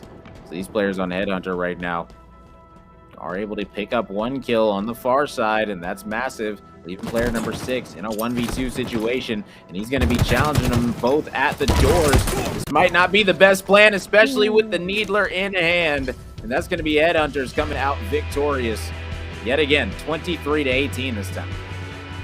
Wow, fantastic stuff. Paper Ninjas, they had so many opportunities. They had the invis 2 separate times that they did not use, and at one point they were down by only 3 kills. If you ask me, they used those invis situations, they have a chance at winning that game. We'll see how it plays out in game 2. Yeah, for sure. I mean, that's exactly what I'm going to be looking for. It's going to be fun. It's just going to be a big question mark. The question is, will this squad in Paper Ninjas, will they be able to make this comeback? Will they be able to regroup, reassess? I mean, this Headhunter squad, they looked official. They look like they've been playing these 2v2s. They look like they've been practicing them. So, I mean, hey, right here, this is where you need to lay it all on the line. I'm glad that we get 2 evenly matched teams coming into this round 1. And this is definitely exciting. Yeah, as we take a look at the MCCS Rec Center, just opened in Quantico, Virginia, and this is awesome. I mean, they're playing this whole tournament right now in this Rec Center. It's a 2v2 tournament, and it's just a really, really fun once again to be here commentating some Halo Infinite here with Rome DMV, and we really hope you enjoy the tournament. Make sure to always, I'll do my own little plug here, hit follow on the Twitch channel. Yeah, make sure you're definitely following if you haven't already. And if you don't want to see any ads, why not hit the subscribe button as well? Go ahead and show some support. Why not at the end of the day? But hey, listen, this is going to be a fun one. We're taking it to Streets map number 2. So this question is, will the side of Paper Ninjas be able to answer back, or will Headhunters keep this momentum rolling that they have already accumulated? Last time it was the clock that ended up being in their favor. This time, we'll see if they can reach that 25 kill mark, because I'm guessing that is going to be the case with all these power weapons on this map. Yeah, I think Paper Ninja has a pretty good shot because there's no invis that they can pick up and not use. The rockets, all the power weapons are weapons on this map, so for the most part, they're not going to lose track of some of these power weapons that they had an opportunity with. But that's really good news, because with the power weapons, it gives them a quality chance at coming back and taking map 2 to force our first game 3 of the day. For sure. Will they be able to do it? We're going to find out very shortly, as we are going to be loading into this one. Now, in the last one, we did see, in the last series with Swole Team 6 and All-American Pogs, we did see Swole Team 6. They controlled the high ground the entire time to look over the street, to look over that spanker and get control of it. And really, they used all the time that they had the spanker until the spanker came back up to get kills with the spanker one at a time. It was slow, methodical. It was exactly what you wanted to see. I want to see our team's going to be doing that exact same thing. Will that formula be the winning formula today, or will we see a different winning formula coming out of these squads? Look, you start from the top down. All these players probably at one point or not have at least watched some sort of HCS broadcast or some sort of high-level competitive tournament, and those players focus on the Rockets. There's no, in ranked, that trickles down into ranked. They focus on the Rockets. That trickles down to every facet of level of Halo. So that's why you see so many people have that iron concrete strat on Streets of make sure you prioritize the Rockets, because they're just so devastating, and even more so in this 2v2 format, because once you get a couple kills and you can no longer trade to stay in the game, things become a little bit dicey here in 2v2. Oh, precisely. I'll say once you hit about that 4 or 5 kill mark that you find yourself down, that is where it's really trouble for you. When it's first to 25, you cannot let it get out of hand fast. You need it to be an even close game pretty much the entire way through. If you want to hang with it, you can't let it get out of hand. And we're going to see if it's going to be getting out of hand right now as these squads are loading into Streets. We'll see coming down here, pink side, right into the top of C. It's going to be nice grenade, though, coming out from the Headhunters. Line them and dine them. That was easy money, as we like to say, but another trade gives Headhunter the early 2-1, and Paper Ninja, they got to be careful around getting, like you said, Rome, the 4 or 5 kill mark. Let's see if they can stay away from it. Rocks are coming up. They were just picked up, excuse me. Ooh, but it is going to be 007 with the big play. The trade's coming out on the other side from the Rockets of Headhunter. So, I mean, Headhunter, yet again, controlling the sandbox, controlling the map. They're up 4-2 already. I mean, they're playing super solid right now. I love what I'm seeing come out from this team. I mean, they're like you said, solid, right? Astute is a good word for this team. They don't take a lot of risks. They play together. They make sure they go for they keep it long range, I've noticed. They like the team BR. As we're seeing right here, 007 coming outside, moving over to PD. Some nice call-outs from Paper Ninja. They will get 2 shots on 007. Oh, could clean up 006. It is a trade down low. We didn't see that on the screen. But just like that, it's tire side, 007 on the back of A with 004 pushing in here. This fight's going to be a big fight. 004's got to be on mouse and keyboard. I need to confirm. He has to be the one. If he's on controller, I like the way he's playing. If he's on controller, that's impressive. Fair enough, fair enough. I mean, there are a few players that play on extremely high sense on controller with Halo. I am definitely not one of them. I definitely play on my grandpa sense, but it works for me. So, I mean, everyone has their own thing that works for them with Infinite. That's what's great about it. So, I mean, if he is on mouse and keyboard, big props to him. Yeah, and I mean, hey, I'm a fan. I'm a fan, that's for sure. As we're seeing a nice engagement, bottom side, A side. And when I say bottom side A, just for more of the casual viewer at home, I'm referring to where the hill would be placed if we were playing that coveted game mode of domination. So when I say bottom A or top A or, so on B, that's where the hill would be on the map in the domination variant. Precisely, as you can see right now, it's going to be Paper Ninjas as they have been able to find the lead, answering back. They're moving over toward this C stronghold right now, which is where you see player number 5 with the Rockets trying to line up this far shot. Not able to connect, though. Still has Rockets in his back pocket. 1 bullet left in that rocket. Will he be able to land them? That's the question is right now. He's just debating on when to fire this one, trying to line it up. And he gets the double! Beautiful play coming out of player 5 in Paper Ninjas. Wow, amazing stuff right there. Quality rocket, and I love what I'm seeing here. Why? Because Paper Ninja have the rockets, and what has happened now? Paper Ninja has the lead. And that is no surprise to me whatsoever. They were hanging in it without using any power weapons. Now they have the Stalker Rifle top seat. They use that bottom rocket, this Stalker Rifle. This is a controller player. We can see the controller here, the slow aiming. We know this is a controller player. I'm going to say that Headhunter is, as they creep up here top pink, they can come back. But we got to see some power weapon control we saw in the first game, because so far Paper Ninjas flipped the script. Oh, for sure, and a big props to this Paper Ninja squad. I mean, it's extremely hard to be able to turn things around as quickly as they did. Still, gonna be finding some nice shots as the Stalker Rifle is gonna be in hand of this Paper Ninja squad. So you do want to be careful, as the Stalker Rifle can be so good at shutting these players down when they're trying to go for this spanker. You can see that spanker is about to be up. Let's go ahead and see this one right now. Both these squads right now coming in hot. 9-6 advantage. That's going to be a double rocket kill, though, coming out, and that is massive for the side of Paper Ninjas, bringing this one closer, as we did just real quick flip those names at the top. So now we are going to be having the Headhunters currently up by 1. Paper Ninjas currently down by 1 in this one. Top seat control here for Headhunter as they wind up connecting, and it's 10-8 here. As Headhunter in blue, Paper Ninja in red, for clarification. 7 minutes and 16 seconds, so plenty of time left in this one. But this game is still close regardless. I'm loving what I'm seeing from USO Agent 006 on Paper Ninja. They're carrying the team with 6 kills. Oh, big time. Big props to this squad for sure. You can see Stalker Rifle is going to be in hand of player number 5 of Headhunter. He's going to be whipping that shot. Looking for another one, though. Going to be heading over to the balcony. Rock down the middle of the map, but he's going to be met with a rocket to the face. That's a beautiful play coming out of the Paper Ninjas to be able to bring this in 1. Ooh. Now going to be tying the game. We got ourselves an extremely close one, folks. Yeah, this is exciting stuff, as I'm liking this. Some strafe action while shooting in and out. Okay. Oh, 007 with a clean kill for Paper Ninja and a double kill. 007 running and gunning, meleeing, beatdowns. He's got the whole repertoire out here as it's now a 2-point kill lead for Paper Ninja. This is their first lead of the set.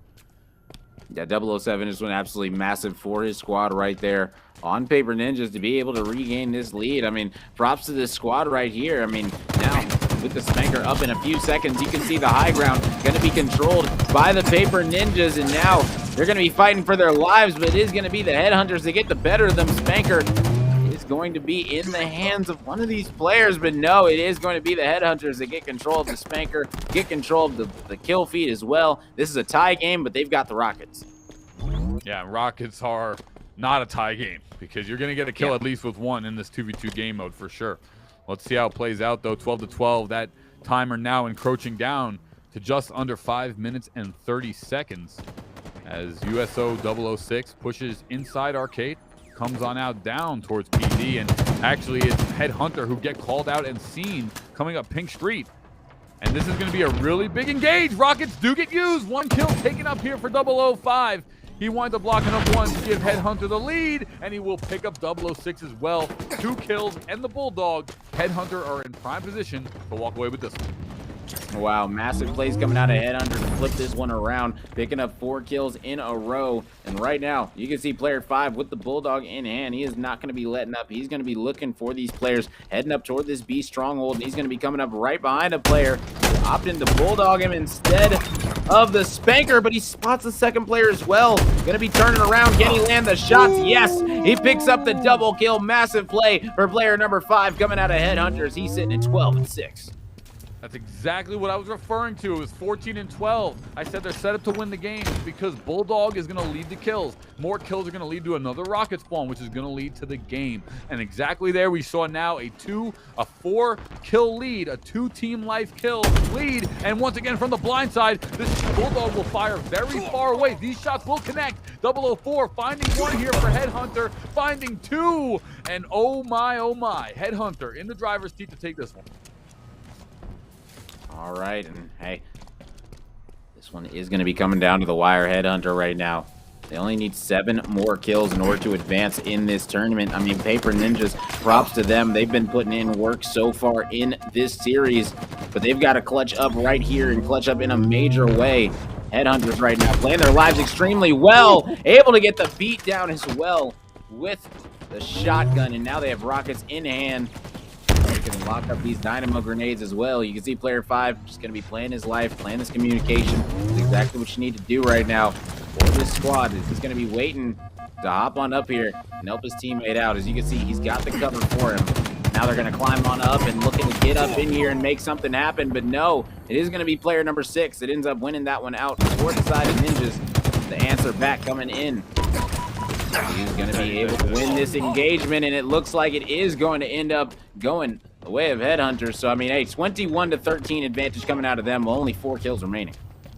Yeah, line to the T. Bulldog leads to what? Secondary rocket. What do they get? Secondary rocket leading to more kills once again in the driver's seat to win the game. 21-15. Paper Ninja can come back, but it will all be predicated on whether they pick up this next rocket spawn and play together right here as the engagement 005 comes out the side. This should be a free kill by Paper Ninja, and it'll stagger the enemy team. Very important here.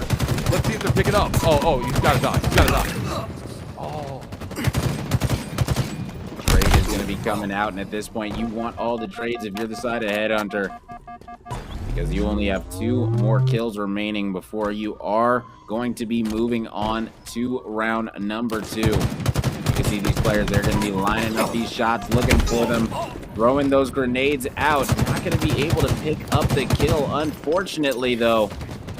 This side and Paper Ninjas trying to answer back as best they can, picking up 2 to answer back, and now we got ourselves a 5-point game. I mean, it's doable. Might not be impossible. No, it's not. It's definitely not impossible. That's for sure. But it's looking grim. I mean, here comes those rockets. They are up, and that timer has been exposed as the winners are Headhunter for the second time, 2-0 win. Yeah. I mean, hey, shout out to Headhunters. You know, there is that 10-minute time limit. So, hey, once that thing hit the 2-minute mark, it was all said and done. So, big shout out to Headhunters for moving on. I mean, Paper Ninjas, they definitely showed out as best as they could. It just ended up not being enough at the end of the day. Noticed that I was pretty even until kind of the last few minutes, and then Hunters just kind of started to break away. What do you think plays into that? Because we see kind of a lot of matches, I'm talking just general competitively, where it's so even, but then just something clicks for one team, and then they start running away with it. To me, it was really the in-game adjustments. It seemed like they understood where they wanted to play together, how they wanted to control the sandbox, how they wanted to control, every aspect of it, especially the rockets. We saw how massive those rockets were in this game specifically. So I really think that's it, just the mid-game adjustments for me. Well, we have some replays that we're going to go over, some very key moments that we saw earlier in this match. Yeah, we saw the Invis drop. That was this play here where the Invis dropped in the corner. No team got to use it. And it was a kill there. Paper Ninja needed that opportunity. But overall, Headhunter just played it out well to finish out that last game. Shotgun right into Rockets, right into close out of the game. And that's what gave them that kill differential spread. Timer runs out from them just playing safe, like Rome said. And it's just 1-2 in the bag. Headhunter's going to move on. Well, there's a live shot at the arena. I got to say, watching a match like that, it makes it a little bit of a shame that this is a single elimination bracket, because the way Paper Ninjas played, they'd be a team that I'd be rooting for in the lower bracket, but that's just not quite how it's going to work out this time. Well, a quick shout out to Marine Corps Community Services. Their new Quantico Mainside Rec Center would not be possible without the support of Razor. Razor is supporting the construction of multiple gaming centers and military installations across the USO's footprint. With their support, the USO is opening today's gaming center at the Marine Corps base Quantico in Virginia, and will open a second one at Eglin Air Force Base in Florida. Thanks to their backing, service members will have safe places to have fun, blow off some steam, and stay connected to their family and friends while gaming. Thank you, Razor, for being a force behind the forces. Well, hopefully we see a lot more competitive games like the ones we just saw as the bracket narrows down and we start getting into the top-tier talent. But for now, we're going to give everyone just a chance to have a breather, be back with round 3 of this USO Halo 2v2 tournament. You're not going to want to miss it. We'll be back after this. A strong America is a force for good in the world, and the strength of our military is paramount to that mission. Wherever they go, the USO is there to keep our service members connected to everything that gives meaning to their service: family, home, and country. The USO is trusted to support our service members on all 7 continents. With more than 200 locations, home for our troops is as close as the nearest USO center or program. The USO provides critical programming, connecting with service members and their families millions of times each year. From the moment they swear an oath, new recruits are welcomed by the USO's family of staff and volunteers. I'm here to witness my son swearing in. It's nice to have basically a liaison to help people so they aren't as nervous of what their children are going to go through. Separation and constant movement are an ever-present challenge for service members and their loved ones. The USO keeps military families strong, providing connection home and events for families and couples. From the little Christmas events for the kids, or like we had a date night, the USO has given us time, not only together, time with our children, and things to do. When troops are deployed, the USO provides a home away from home to help bridge the distance. On the front lines, a care package, a phone call home, comfort food, a familiar song, or a moment to relax can mean everything. When their military service to the nation is complete, the USO connects transitioning veterans with resources in their new communities and helps them plan for their next chapter.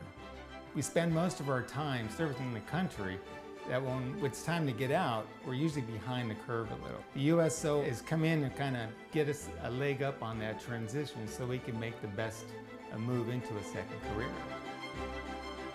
We are the USO, the force behind the forces. Go to USO.org to learn more.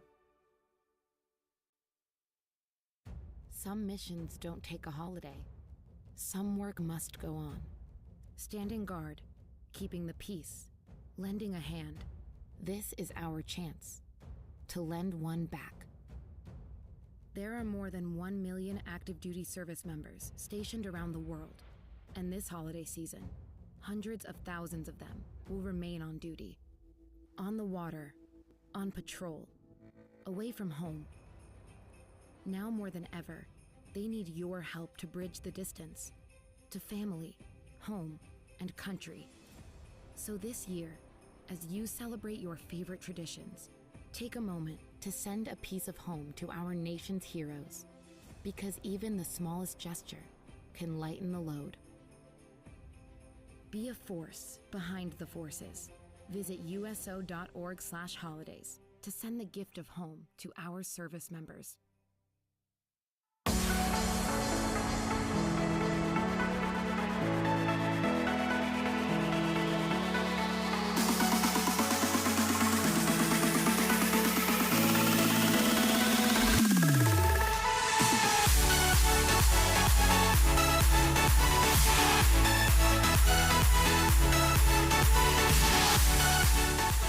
Welcome back to the Boise State Esports Arena. We've been celebrating a very special event here today. The USO is celebrating the opening of a brand new gaming center on the Marine Corps base in Quantico in Virginia.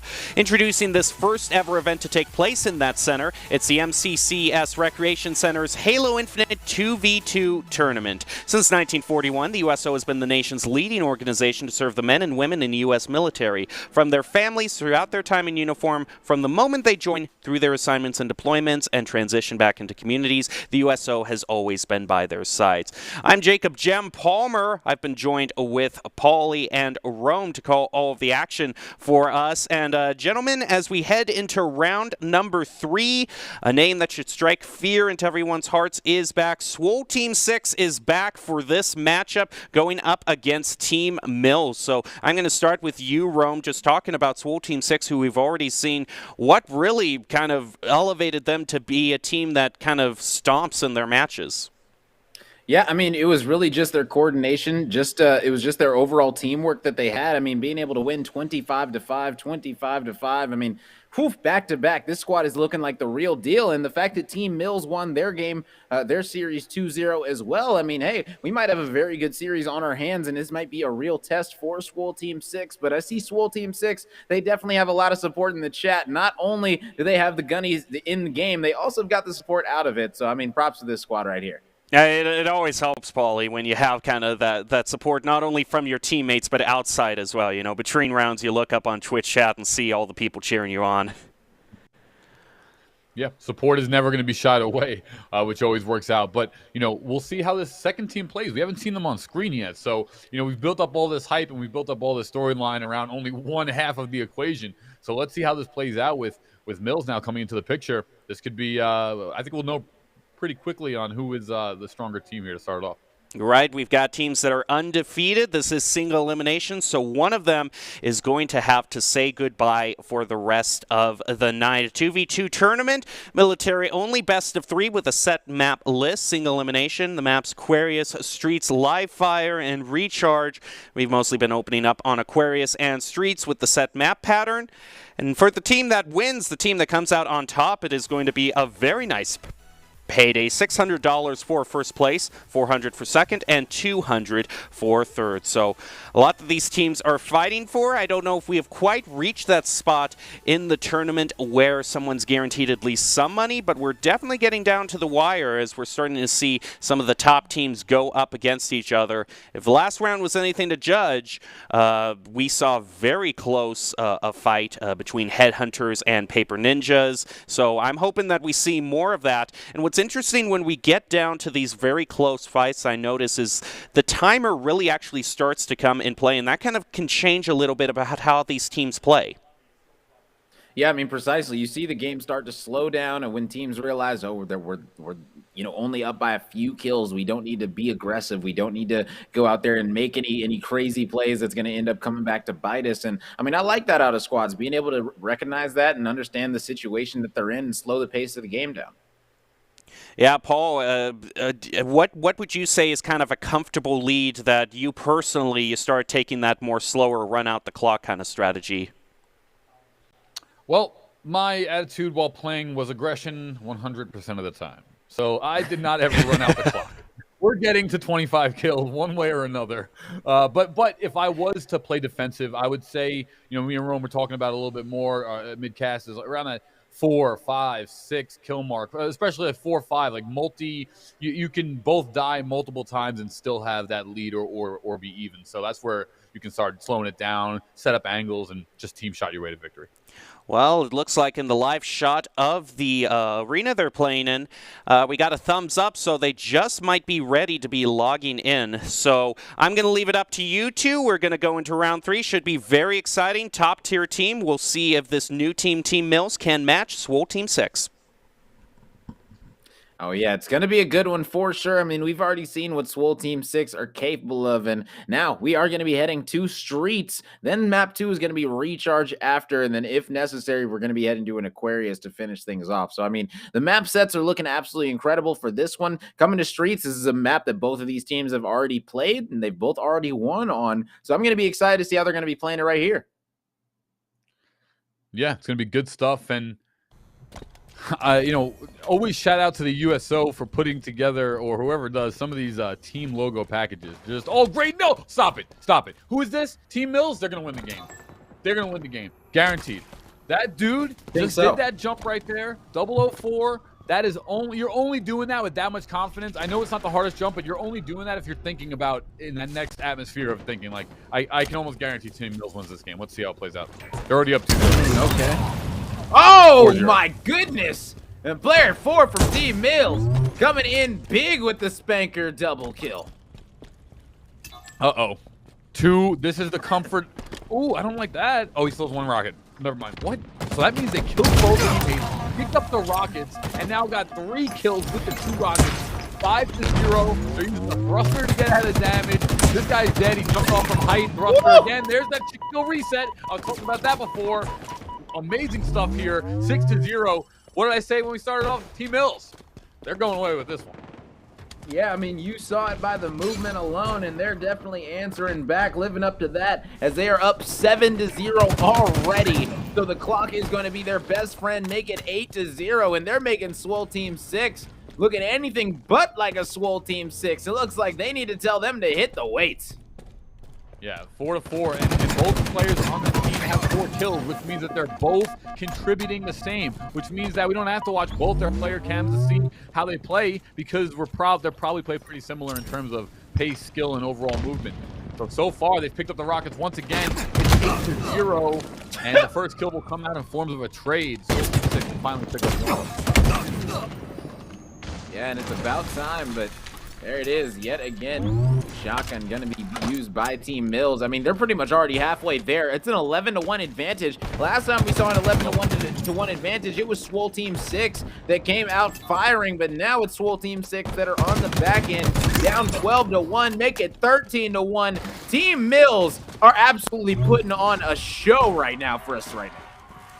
Yeah, and this is no discredit to Swole Team 6. You just have to realize, though, this game is like the LA Rams playing like Duke in basketball, or football, excuse me. Like, this is collegiate versus NFL right here. You can just tell them the movement. That's why it's so definitive, in my opinion, that Team Mills walked away with this one. Team Mills is going to be hard to beat today. I can tell by the way they're aiming. I can tell by the way they're moving, the speed at which they're playing. They're going to be hard to beat. Yeah, and I mean, the good news about this is that, if you do win this, you're at least guaranteeing yourself top 2, and I'm guessing that since there's no lower bracket, that the way that third place works is whoever ends up losing to the first place team in the semifinals should be getting third place. We'll wait on confirmation from production on that, but that's how I'd assume the third place will. Or they have a consolation match between the third and the fourth place team, but like you said, let's wait for production. But so far, Team Mills, they're going to the finals. All right, 7-2, 17-2. You see them utilizing that slide. And more importantly, look at the aim. The aim doesn't ever leave the top of the shoulder pad. It doesn't ever leave the head, the neck. It's very astute, very consistent. Look at this. Long turn flank for a perfect 4-shot right there. This is next level gaming right here. You can tell. Team Mills, these are guys that play the game. They play Halo Infinite. All right, we just got word from production. There will be a third place match happening off stream, so we aren't going to be seeing that one, but we are going to be sticking along with the upper bracket matches right now. Team Mills looking to close this one out as they are now only 4 kills away. Team Mills putting on a clinic right now. I mean, somebody's got to stop them, and I'm not sure who it's going to be. No, nobody's going to stop them. They're going to win because they're playing amazing, and they're playing very calculated and very accurate. They're not missing a lot of them. 12 kills to one, 9 kills to the other. Pre-fire rocket from 005 winds up soaring through the top window there at Sea Hill, and so far, Team Mills just looking, playing perfectly. They're playing perfectly right now for this 2v2 tournament. Swole Team 6, they're going to have another map to regroup.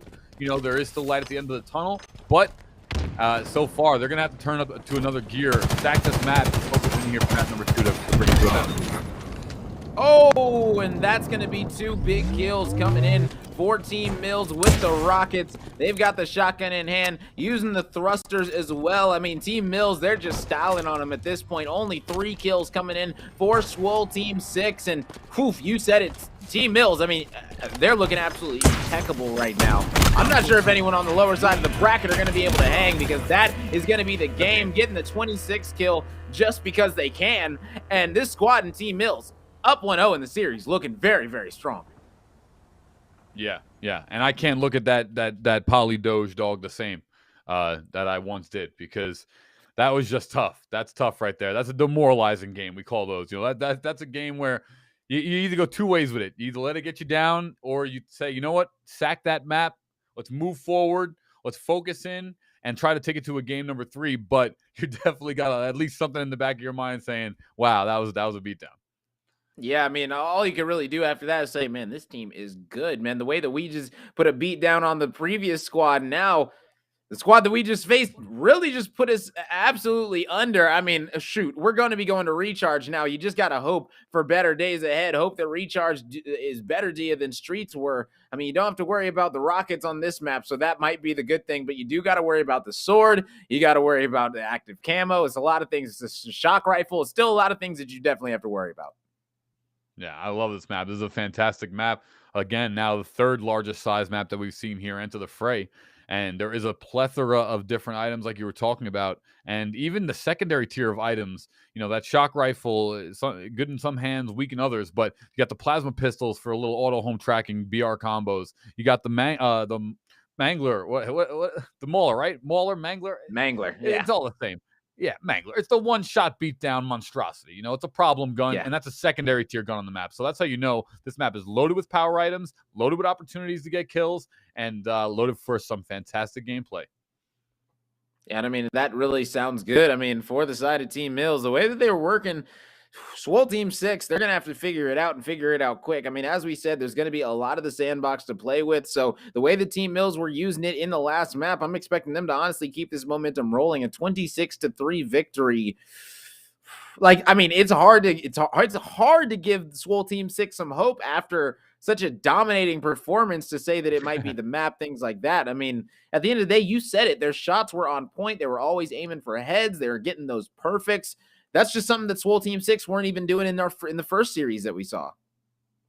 Yeah, very valid point. Very valid point. I don't think we saw, at least on screen, we didn't see a perfect come out in that game, and it came out a couple times there in that first one for this last set. So Team Mills looking on top. It is going to be hard for Swole Team 6, but there's still a light at the end of the tunnel. There's tons of power weapons on this map. They have to control some of them. Invis being really the main focus, because in 2v2, big map, Invis is a nightmare. So, I mean, let's see how it plays out. Let's not count Swole Team 6 totally out of it yet. They could have just had a bad map, could have been a bad start. It could have been caught off guard. But we have a new map here, new play style, and lots more opportunity. Let's see if Swole Team 6 can bring it to a map 3. Exactly. It's going to be a good one. You guys can see the fly through of the map. It's definitely a fan favorite. It's definitely one of my favorite ones to cast for sure, as we're going to be hopping right into the action, getting right into it right now, as things are going to be starting off hot and heavy, as these players are going to be fighting for this camo. Oof! But it's going to be Team Mills starting off hot, using the Mangler, getting the active camo in a hand, up 2-0, getting early control. Yeah, beautiful stuff here. That shock rifle for Team Mills. Uh-oh. Locked He's in. lining up the heady. Ooh, that was close. Nice use of the grappling hook to get out of there. I love that equipment right there. Probably the best in the game. As we're seeing another kill coming out for Team Mills. Swole Team 6 does have... They don't have the Invis either. Oh, they do. No, yeah, they don't. Oh, geez. They're in trouble. Team Mills is controlling everything right now. Yeah, they have the Mangler. They got the active camo with the Mangler, and that's just absolutely insane combination. Not able to get the heady, though. On the side of Team Mills, player number 4 with the shock rifle is going to spot the player up top, trying to play his life and doing it well. Looks like he is going to be getting some help from his teammate, Team Mills, right now, getting those trades in. This is exactly the type of teamwork and communication you want to see. Yeah, and it's played to perfection, but a great nade gets placed on 007. That's going to leave him with just 1/4 shields, and he'll slowly let them recharge. So smart job by 007 to let his shield come back and give his team an opportunity to stay in the game. One of the worst things you can do is get trickled in spawn in 2v2. And right now, 007, I mean, he does have the sword in hand, so we'll see if he can make a play happen with it right now. As he does pull it out, he gets the trade. That might not be enough, as it is going to be Team Mills cleaning it up, so that's going to be a 2-for-1 advantage coming out of them. He's going to have this shock rifle in hand now of Team Mills. They're just trying to figure out exactly where these players are going to be spawning. Almost able to line up the heady. Not able to get it. Body shot, though. That nade is going to be cleaning them all the way up. So Team Mills right now doing a solid job getting these kills together. They do have a 5-kill advantage currently. Love that use of the shock rifle right there. Rips out the BR, no hesitation. It's like, this is, you know, I play high Onyx. I play Onyx 1550, mouse and keyboard, but lately controller. And these guys, they're doing things that I don't even do. That's how I knew right off the rip. I don't do that jump. I don't even do that jump that much, and I play at a decently high level. So that's how I knew these guys were gonna come out swinging, as they have the invis now once again, and just picking up kills all over the map. Right now, this is an absolutely incredible feat that we are seeing by Team Mills. I mean, 11-3 advantage already coming off the repulsor play. Coming out of Team Mills, they're doing literally it all, killing them with every single bit of equipment. My goodness. Team Mills are putting on a masterclass right now on Swole Team 6, and this might be a big pinch if they can hit the halfway mark. Diamond mates are going to be coming out. Dropping on down is going to be Team Mills. Mangler picked up, but he's going to pay for it as he does get taken out. And now Team Mills is going to need to figure this one out and figure it out quickly. That is going to be player 5 of Team Mills picking up the big kill right there. Shock rifle in hand, not able to land the shots, does land the body and takes out him as well. Team Mills looking official as they're up by 10, only needing 11 more to secure this win. Playing strong is an understatement. Playing fantastic. They're jacked right now. They're just jacked. Killing it. This is just perfect play, rotating together, all power weapons. While one teammate goes and picks up the power weapon, the other one goes and looks at a major point of contention in the map. I mean, oh, Jesus! Slide right into the perfect shot. Put him on guard. He's got to be playing on. He's definitely playing on controller. That's why he's getting some of these crazy shots. But it's absolutely amazing to see as Team Mills just monsters, playing great. Oh yeah, big time. I mean, only 8 kills remaining right now, and they have a 12-kill advantage. So it's really just going to be all up to Team Mills to trade out from here. They can play as aggressive as they want. Really no need to sit back and play relaxed.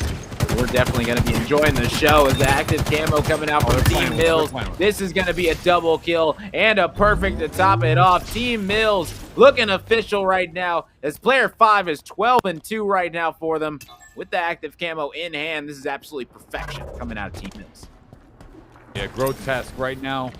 Swole Team 6 getting pinched here on the top. And once again, Team Mills maintaining elevation, picking up fresh shock rifle, picking up fresh grappling hook as well. Got the sword in hand. He's going to throw it because he knows his combination of weapons is garbage right now. He needs PR. Ooh! That was amazing slide in once again, and a grappling hook brings him out. This is great. I mean, just impressive play here.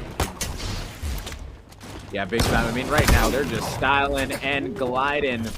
Finally, Swole Team 6 going to be answering back, able to slice and dice with the energy sword. But that player going to get taken out by the BR. You can see him dropping extremely quickly. I mean, Team Mills right now only 3 kills away. They're going to be hunting this player down at the pipes. Repulsor not going to be helping him get out of this situation, as right now he's playing his life in a corner as best he can. These players from Team Mills, they're going to be using everything. The Needler trying to make it happen. Nice play coming out. They were able to get one, but it looks like that's going to be it. They were only going to be able to get one, but at the end of the day, I mean, you can take 1 for 2s if you're Team Mills. Oh, yeah, they could trade all day. The trade would actually be in their favor, straight beneficial. As 23 kills here with 9 on the board. Team Mills just hawking down this top yellow area. They're just going to play together. They're going to bring out the Needler as well. Sorry, that was full Team 6 that has the Needler here. They're holding down top yellow. It's going to be a right side flank once again with the shock rifle in hand. And notice how Team Mills have never put that shock rifle down. They've had it the whole game. That's going to do it. And Team Mills takes game number 2 as well, and the series against full Team 6. Yeah, Team Mills right now looking absolutely unstoppable. They are a locomotive, and somebody needs to be the conductor to slow it down, but I don't know if anyone's going to be able to do it. I mean, that is 2 dominant performances, and they're going to be securing themselves top 2, so they're going to be securing themselves a nice chunk of change right there. So shout out to Team Mills for moving on to the grand finals. It's victory. Sorry. It's not like I want to place the blame on anyone specific, but I just want to say that you did bring the strategy of just get to 25 and don't stall out as soon as you can before this, Paulie. And Team Mills, I don't know if they heard you or not, but they just said, fine, that's good enough for us. And they just, as fast as I can and with as much style points, they really bowled over Swole Team 6. Unfortunately, Swole Team 6 will fall in their semifinals, but that's not the only semifinals we have going tonight. We are actually, as soon as we can, going to roll over into the other semifinals to see who is going to be going up against Team Mills, and that is a position I would not want to be in. Yeah, I mean, looking at both of these squads on the other side of the bracket, you got Taco Tuesday going up against Headhunter. We saw Headhunter was able to take out Paper Ninjas, even though Paper Ninjas put up a good fight. I mean, Headhunters, they were just it. And now going up against Taco Tuesday, we get to see it's a big question mark with Taco Tuesday. How is this squad going to be performing coming into the day? They're really, with all these teams remaining, they're really our only question mark left. We already know what to expect from Team Mills and Headhunter. Now the only question mark is Taco Tuesday. Well, to be fair, the question mark for the last round was Team Mills. We didn't know, we hadn't seen them. We didn't know how good they were, and they certainly showed us up. So we could be seeing the same for Taco Tuesday here, Paul. Very possible, and just by the team name alone, immediately voting for them to win the entire thing. Immediately voting for them to win the entire tournament. I mean, in all seriousness, we'll see pretty quickly, you know, what the skill set remaining is going to look like, because now we know what the ceiling is. And that's Team Mills, no doubt about it. So Swole Team 6, got to give you a round of applause for showing out. You played fantastic in set 1. You just ran into LeBron James in set 2. No hard feelings. Unfortunately, most of a lot of players in the NBA have felt the same. Yeah, Rome, I have to ask you, what do you think was the craziest moment in that last match? To me, it was seeing that Repulsor off the edge. I mean, they're getting environmentals. They're having way too much fun here. I mean, what moment for you was when it clicked like, oh no, they're going up against, this isn't going to be pretty? It was honestly in game 1 on Streets when they got the first double kill with the Spanker going up 4-0. That's when I was like, uh-oh, this one might be bad. And, you know, after that, it was really all downhill from there. I mean, they just carried away. Team Mills looked absolutely official in that last series. Well, I have just heard in my ear that we are just about ready to head into the other semifinals, so we're going to see who Team Mills is going to be going up against. Will it be this new Team Taco Tuesday, or will we see what we have been expecting thus far? We'll just have to see if there is an upset in this tournament. Just once again, I'm going to throw it over to you two. It looks like we are back on Recharge, so take it away. Yeah, it's going to be good, and we are on Recharge, which is map number 2, and I believe so. Yes, we are going to be on Recharge, which is map number 2. I was right. So, yes. So, that does mean the Taco Tuesday, they won the first map, ladies and gentlemen. So, they are up 1-0 in the series right now in this semifinals, and if Taco Tuesday can surprise us right now and win this map right here, they will be facing off against Team Mills in the grand finals, battling it out for that $600 first place prize. Yeah, we'll see real quickly here just where they're at in terms of Team Mills stature. But going up 1-0 is nice because Headhunter played pretty well. So we can at least assume here that this is going to be a somewhat decent match. We don't have the exact score of that first game, at least I don't. But if it wasn't close, we might see Taco Tuesday and Team Mills have a pretty fantastic grand finals. Let's see if Headhunter can get back into it here on Recharge for game number 2. It's going to be fun for sure. I mean, Recharge, we already seen what it can do. The amount of the sandbox is just absolutely massive. I mean, some playgrounds are just built different than others, and this one is definitely going to be one of the incredible ones. I mean, you see this repulsor play right here. Boom! See you later. Into the abyss you go. I mean, it just doesn't get any better than that. We literally got to see every single piece of it, whether it was the mangler, the shock rifle, the active camo, the energy sword, literally every single bit of it coming into play. And now we get to see if Taco Tuesday can beat Headhunter, who we were a little bit surprised. I mean, we saw Headhunter, we knew that they were talented, but hey, if Taco Tuesday can come out and get that first win, that is going to be massive for them. We're already starting off with an early slice and dice double kill coming in for player number 10 on Taco Tuesday. Yeah, that's exactly how Taco wants to start it. They wanted to pick up the first kill. Some shots, nice high side glass onto Headhunter, who's poised on the back side of that glass heading towards long haul. And visibility still up. We saw that on the HUD just there on the bottom left, that gold icon. Visibility has been up, and I like this change of pace rotation as Headhunter forced to pinch out into the back of glass and rotate into long haul. Good nade though before they de-escalate. Right now, Taco Tuesday up 2-1. They do have the energy sword still in hand, just trying to play passive right now. Both of these squads right now playing extremely passive, playing their lives very well. And I mean, the way these teams are playing it right now, it's pretty much going to come down to time at this point. I mean, if you're going to be playing this passive, I mean, that's just not going to be all that great for the team that's down, because right now Taco Tuesday find themselves with the advantage. And I mean, if they get a couple more kills here, really they can just slow the pace of this game down and just really have that time be their best friend. Absolutely, and they're looking strong here. They're playing very well, up 4-1, approaching that 3+ life limitation around there. But now they find themselves, Taco Tuesday pinned top glass side. And, you know, this is an okay position, but there's a lot of ways to get attacked from it. You can go inside Turbine, you eat shots from top A like Headhunter's doing now. But Headhunter's got to find some kills here as Taco Tuesday looking to engage inside Turbine and push up top A. Oh, that's a great grenade. Not going to be able to finish him off, though. Shield's going to be going down. And the grenade to finish off the player on Taco Tuesday. And now he's trying to get the energy sword and come back to finish him off, but he wasn't able to. So Headhunter's able to answer right on back, and now they only find themselves down 1. This was the answer that the squad needed. But as I stated, time is definitely going to be running out pretty quickly. Usually you want to see about 6 kills a minute coming in for one team, or 6 kills every couple minutes at least, if you don't want to run out of time. And you know, both of these squads right now are definitely under that pace for sure.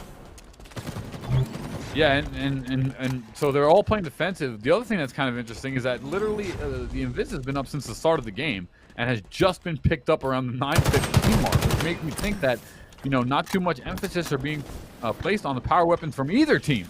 You know, you never Invis right behind him. Oh my goodness! He didn't see him. Oh, and that is going to be Headhunter coming up big. Answering right on back, tying this one up 5-5. But yeah, the player walked right past him with the camo. Man, I mean, they're lucky he didn't have an energy sword in hand, because that definitely would have been a nice double kill. As we see M3 now here for Headhunter. Nice ward off of that yellow hallway with grenades. Taco Tuesday trying to get situated. They do have access to the shock rifle, which is what we're staring at here. They also did grab that grappling hook. It's going to give them some nice opportunity. Good attempted shots here. Oh, there's the one connection from M10 as he winds up picking up a headshot. Both members go down, and Headhunter finds themselves back in it. Taco Tuesday, excuse me. 2 big kills come out, and this game's actually one in favor of Headhunter. Wow, Headhunter's playing great this game. This game is super close right now. I mean, both of these squads playing so tight-knit. But that is going to be Taco Tuesday tying things up at 7 apiece now. There's already, time-wise, once it gets down to 2 minutes, the game is over, ladies and gentlemen. It is a 10-minute timer on the clock. Yes, the total is 12. But we are only going to be playing the first 10 minutes of it. You can see right now, player number 3 trying to make some pressure happen and is going to be able to do so with the help of his teammates. So Headhunters going up by 2 kills now, answering right on back, taking this lead back from Taco Tuesday. Yeah, and right now, I mean, you know, I got to be honest here. Wow. Ooh, what a grenade from M3. Throws it deep here. Headhunter connects, and they're taking a 3-kill lead right here. And I don't know, we might see the first game 3 here of the tournament in the lower half of the semifinals. Nice shot by Headhunter, who looks like they're starting to warm up. Yeah, big time. The VR shots are starting to connect for sure. The trade going to be coming out right there for Headhunter. They're still going to find themselves up by 4. Feeling good right now. They find themselves at the halfway mark in this game. We're also halfway in the time. So as I stated early on, if the kills don't start to pick up for either one of these squads, it is going to be a matter of the clock. Yeah, and right now Viz up once again. No attention paid to it. It's going to be a slide in though. This will connect. M3 does find one, jumps over the back corner, and does trade out, but still, it works in favor of Headhunter, who winds up taking a 5-kill nice lead. And as of right now, we could be going to a game 3. Headhunter playing impressive as they've controlled, sitting here top control for most of the match. No Invis though. Oh, for sure. And right now, I mean, this squad in Taco Tuesday, I didn't see him whatsoever. Teammate just landed him. Ooh. Unfortunate. Now I think he understands that he did just walk past him. All right, here we go. So these players, man, I gotta say, definitely interesting to watch. Needler in hand of M10. They're currently down by 5 kills. Looking to answer right on back in this one. There's only 3.5 minutes remaining for these squads. The Needler shots are going to be coming out. A lot are going to be connecting, but not enough to finish off the kill. Headshot's going to be landing, and yes, he's going to be picking up the double kill as the Energy Sword did miss. So Taco Tuesday answering back, picking up 2 big ones that they needed. Now he's got to find himself a rotation to the Invis right there. That's the power play. His teammate should have grabbed Invis the second the 2 guys were dead. That really helps out their team getting that Invis. It's still up on the map, and in fact, we've now encroached under 5 minutes, and that Invis has only been used 1 single time. Which, I mean, luckily for Headhunter, they're making it work without it, but got to get on that Invis. Yeah, I mean, and this is the thing. I mean, if you don't know about the Invis now, whoever does win this, I can guarantee you Team Mills is going to teach you all about the sandbox in the next round for sure. So, who knows? Maybe these teams just opt to say, you know what? Neither one of us are going to use the active camo. We're just not even going to touch it. Straight up gun skill. Let's see who's better. But, I mean, I honestly doubt it between these squads. I mean, it's a lot on the line right now between them, and it's going to still be Headhunter with this 5-kill advantage, now only needing 9 remaining in order to send us to our first map number 3 of this day. Yeah, and if I'm Headhunter, I'm playing with an extreme sense of urgency here. There's money on the line, and this has only been a couple-hour tournament, so to take home $200, $300, $600, that's not a bad payday for playing some Halo Infinite for a couple hours. And getting some showtime on Twitch. So here, this has been some amazing gameplay. Taco Tuesday only 4 kills out of it now, but what is going on with the Needler today? Where is this coming from? Because I don't know, man. Right now, the players, I mean, they're feeling like the Needler's an A1 gun the way they're picking it up and trying to use it right now. But hey, listen, I like the aspirations. Let's see maybe some new meta coming out in the USO today. Who knows exactly, but I mean, either way, we got ourselves a 3-kill game. Taco Tuesday trying to come back into this one. They were down 5, bringing it back slowly. If they can win this exchange right here, might be able to get right back into this one. Grappler play to get the flank behind on these already weak players. They get the early trade. Now the question is, can this other player get traded out because he's already low? Looks like the answer is going to be no for now. And that's going to be Headhunter landing all the BR shots. Give him the perfect as they're going to be going up by 4. Feeling good. Great job here by Headhunter. They're just starting to fire off at the right time. They're 4 kills ahead now. It's not out for Taco Tuesday. Taco Tuesday's got to get a little situated. They're running around a little bit too much, and they're not winning these trades and not coming away with any positive points on the board. They've got to be able to stay alive and win the battle, which is not the easiest of things to do, but it's how they're going to climb back into it. Invis still has not been touched, by the way. Second time is 235. It is still on the map. There's no way they don't see it. They definitely play Halo. I'm curious why it's not being used. I mean, remember, there's only about 25 seconds remaining on the clock. Remember, so this one right now, Headhunter, they have a 4-point lead with only 20 seconds remaining, simply because of the timer. So the squad and Taco Tuesday, they're going to need to make something happen now, but that's easier said than done, as Headhunter are going to be coming in, getting the final kills of the round, and with only a few seconds remaining, this one is going to be heading to a game number 3. Oof, our first one of the night. I'm excited for it. Yeah, what a great showcase there. Taco Tuesday wins the first one, loses the second. Game 3 on its way as we take a look at the MCCS Recreation Center Halo Infinite 2v2 tournament. Yeah, you can see the squads right there, man. They're getting hyped as they got the win, feeling good. And, now it's just going to be all about coming right on back and, regrouping, readjusting, because we're going to map number 3. It's going to be good. It looks like we are going to be going to Aquarius. So it's going to be fun seeing exactly how these teams are going to be able to play this one. There's no place to hide. This is the smallest map we got. It's going to be extremely fun. I love this here. Some showmanship to the camera.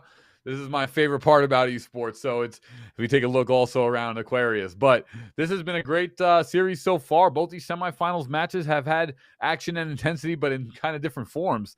But here in this second semifinal, we'll go to game number 3 on Aquarius. And, Rome, I'm excited to see these two teams play it out. This is the first game 3 here on the day.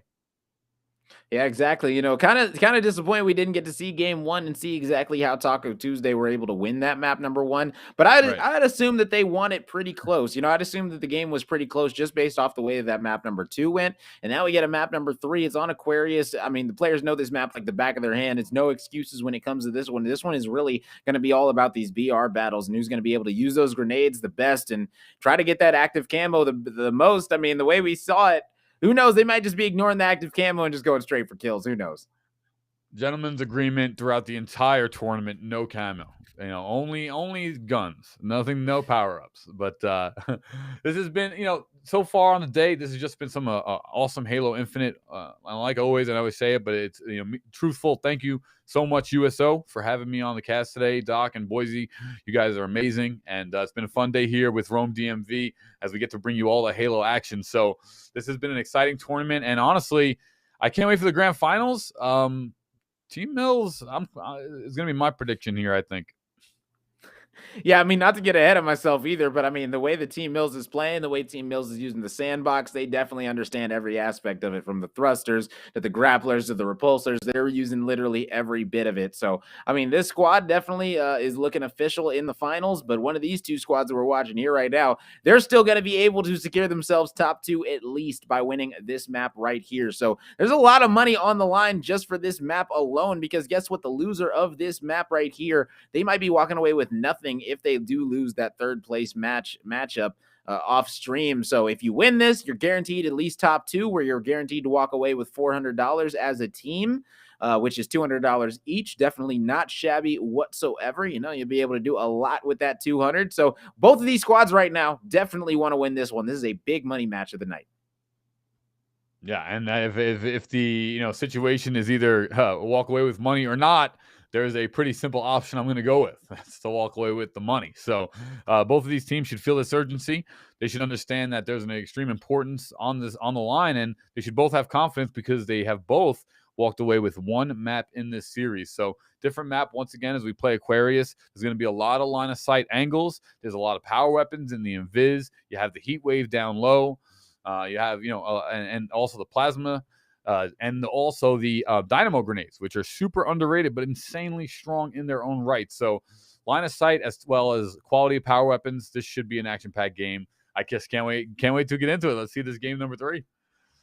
Yeah, it's going to be fun for sure. I'm excited. It's going to be awesome to see exactly who's going to be able to come out victorious. I mean, Taco Tuesday, I'm guessing in map 1 that they came out and shocked this squad a little bit. So the fact that they're able to, be here in this map 3, props to them. But guess what? The job is not done. Job is not finished. You got to come out in this map 3 and understand the objective. You got to be able to work together as a team, use that communication that you have clearly shown that you have, to be able to come out on top in this matchup right here, right now. Is we're going to be loading in very, very shortly. Still just waiting on these players to load in and everything to be good to go. As we want to make sure that everything is primed and ready for everyone in the lobby.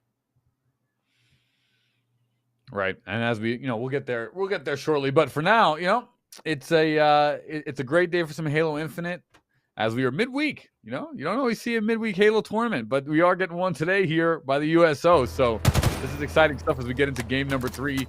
Finally, Headhunter versus Taco Tuesday on Aquarius. Oh yeah, big time. Get to see exactly if Taco Tuesday are going to be able to repeat the performance they had in map number 1, or if Headhunters are going to do what they did in map number 2. I'm going to be excited to see it. Headhunters were looking hot in that game number 2, though. So Taco Tuesday definitely on their heels. As they pick up the Invis, Headhunter. No, excuse me, Taco. But we'll get burned, and the first kill will go over to Headhunter. As this team fire looks to come out here. And Headhunter, sometimes it's better to be hot going into the playoffs than starting out the season. And Headhunter looks quality coming out of this first game. I can already sense a sense of aggression. But Taco Tuesday sitting back, more defensive, looking to get some of that team fire action. So good strategies on both sides. Oh, for sure. Right now, passive play definitely going to be coming out. And he's going to go ahead and lay down the beat down. But not before Taco Tuesday and company are going to be cleaning things up. So 2-2 situation right now as we got ourselves yet another even game. I mean, these squads right here have just been battling it out, going back and forth this entire time. And that's really what you want to see. You want to see these squads having this even close game to give us an awesome matchup. Because, I mean, let's be honest, we don't want to see a bunch of stomps. We want to see some close games. And, I mean, that's exactly what we're getting right here. Yeah, so it's exciting times here. USO Halo Infinite 2v2. And top mid control has been deemed worthy to Taco Tuesday, but it's a crossfire action from Headhunter that now gives him a 3-2 lead. And I just love the positioning of Taco Tuesday despite being down. And this is this line of sight that I was talking about before. On another note, holding that top plat, being able to see the entire upper area into the utility of the other base is so valuable. And Headhunter maintaining dominance, Taco Tuesday having to retreat back to blue side base.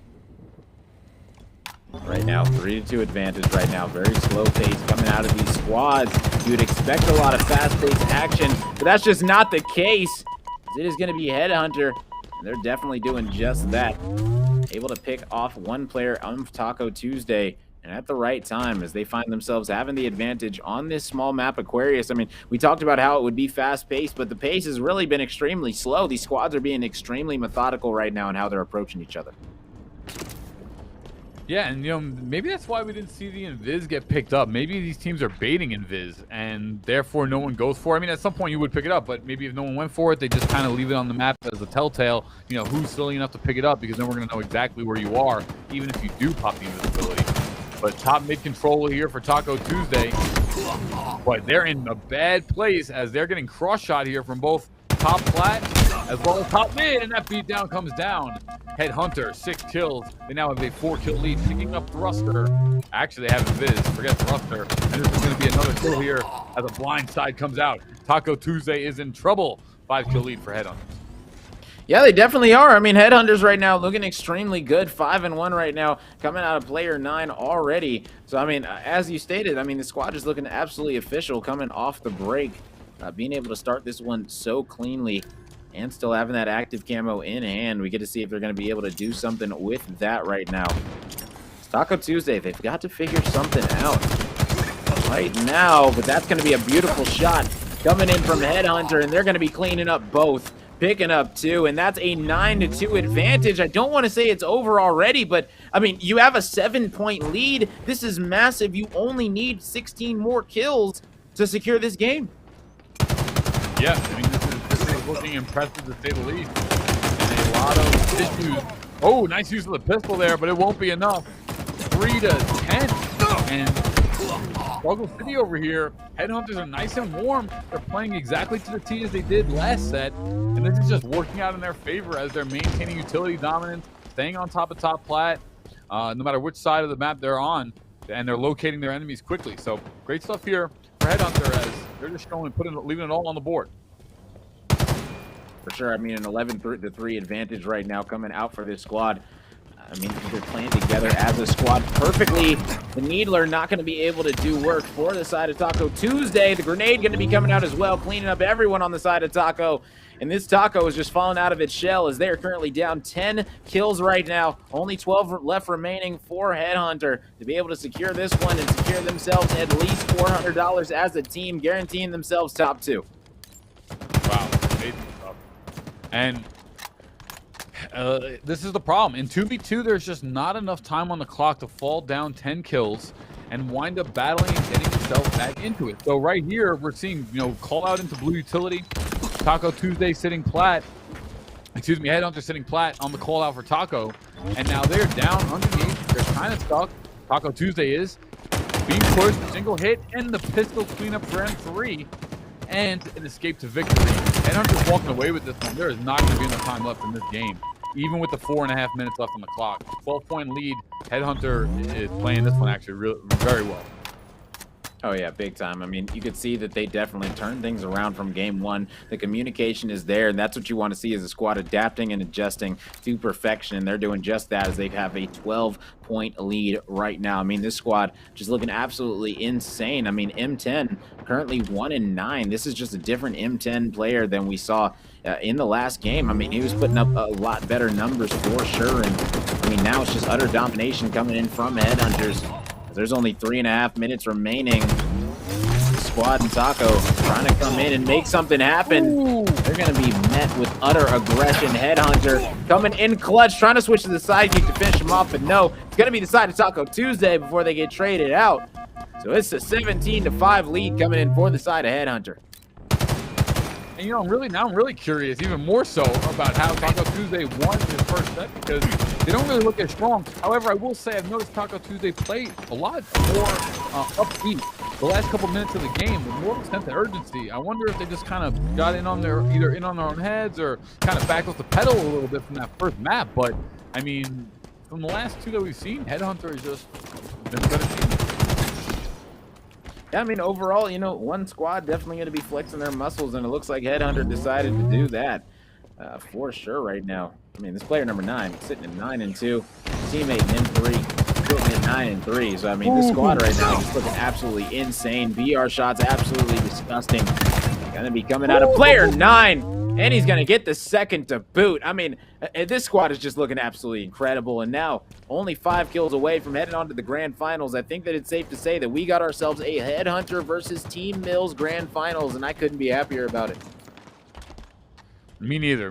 Good call right there because, these are the two best teams on the day. Not only do they deserve the spotlight, but we'll get to see it coming up after this one. So, Taco Tuesday, best name. I got to give you kudos. Best name in the tournament.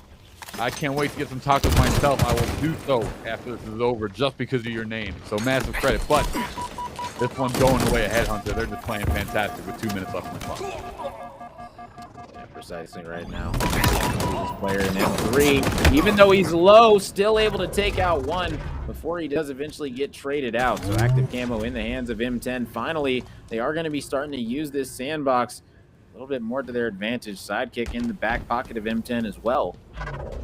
Right now, down 13 kills with only 1.5 minutes remaining. I mean, I would say it's possible, but I just don't think that's the case.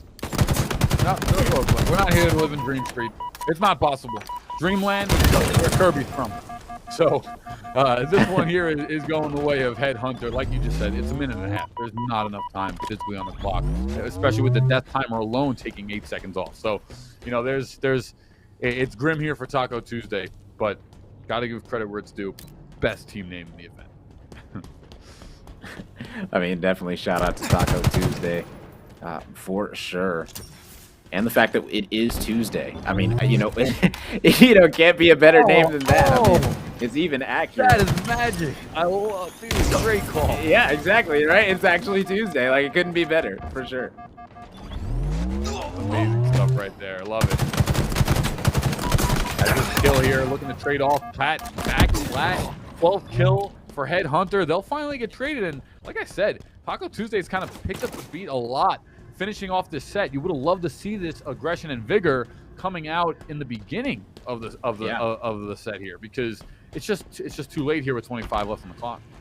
Yeah, sometimes the team that plays coy, plays passive, it ends up coming back to bite them. And I mean, Headhunter, now they just got to play time. You can see it's going to be hard to figure out where they're at. Now they find them. They're going to be doubled up in this room, and rightfully so. Headhunter trying to knock them out the park right now as an early trade comes out. But now with only 1 kill remaining, it's not going to matter because time is going to be their best friend, as it's going to be 24-13. Headhunter take out Taco Tuesday and are going to be moving on to the grand finals. Yeah, that was some interesting stuff. Well done to Headhunter, round up clutching out the first game 3 of the day. And Taco Tuesday going to have to enjoy some tacos a little bit early today. But we do have an amazing grand final coming up next, and I'm really excited for it. This USO tournament so far has been great. Well, I've got a little bit of solace for both of you, and that is going to be the fact that Taco Tuesday will be going up against Swole Team 6 in the 3rd place match. So we'll kind of have a battle of who has kind of the best team name for that competition. But that isn't good. We're going to be broadcasting on the other end of the break here. We are going to be bringing up the grand finals. Team Mills going up against the Headhunters. It'll certainly be interesting to see if the Headhunters can match what we saw from Team Mills. They're going to have a tough task ahead of them, but we're going to take a short break, give all the players a little bit of a chance for a breather, and be back with the conclusion of the USO 2v2 Halo tournament right after this. A strong America is a force for good in the world, and the strength of our military is paramount to that mission. Wherever they go, the USO is there to keep our service members connected to everything that gives meaning to their service: family, home, and country. The USO is trusted to support our service members on all 7 continents.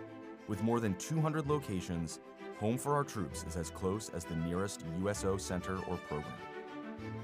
The USO provides critical programming, connecting with service members and their families millions of times each year.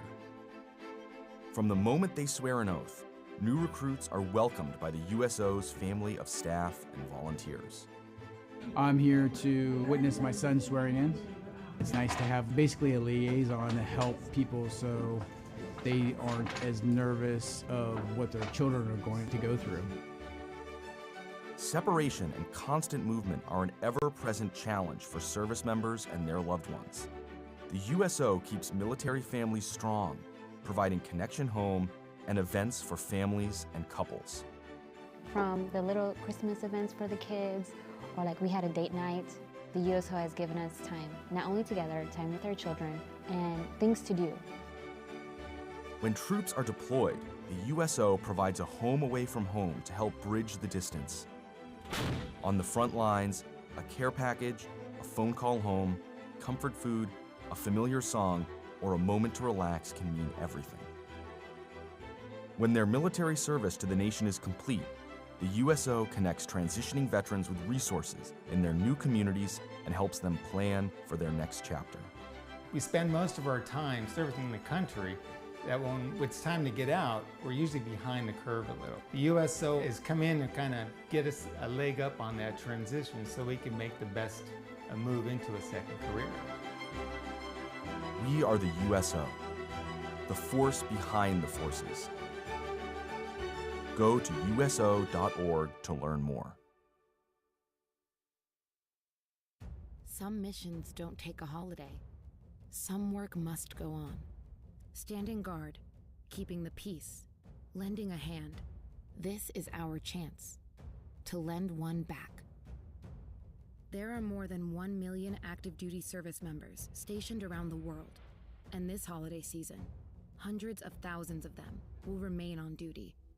On the water, on patrol, away from home. Now more than ever, they need your help to bridge the distance to family, home, and country. So this year, as you celebrate your favorite traditions, take a moment to send a piece of home to our nation's heroes, because even the smallest gesture can lighten the load. Be a force behind the forces. Visit USO.org/holidays to send the gift of home to our service members.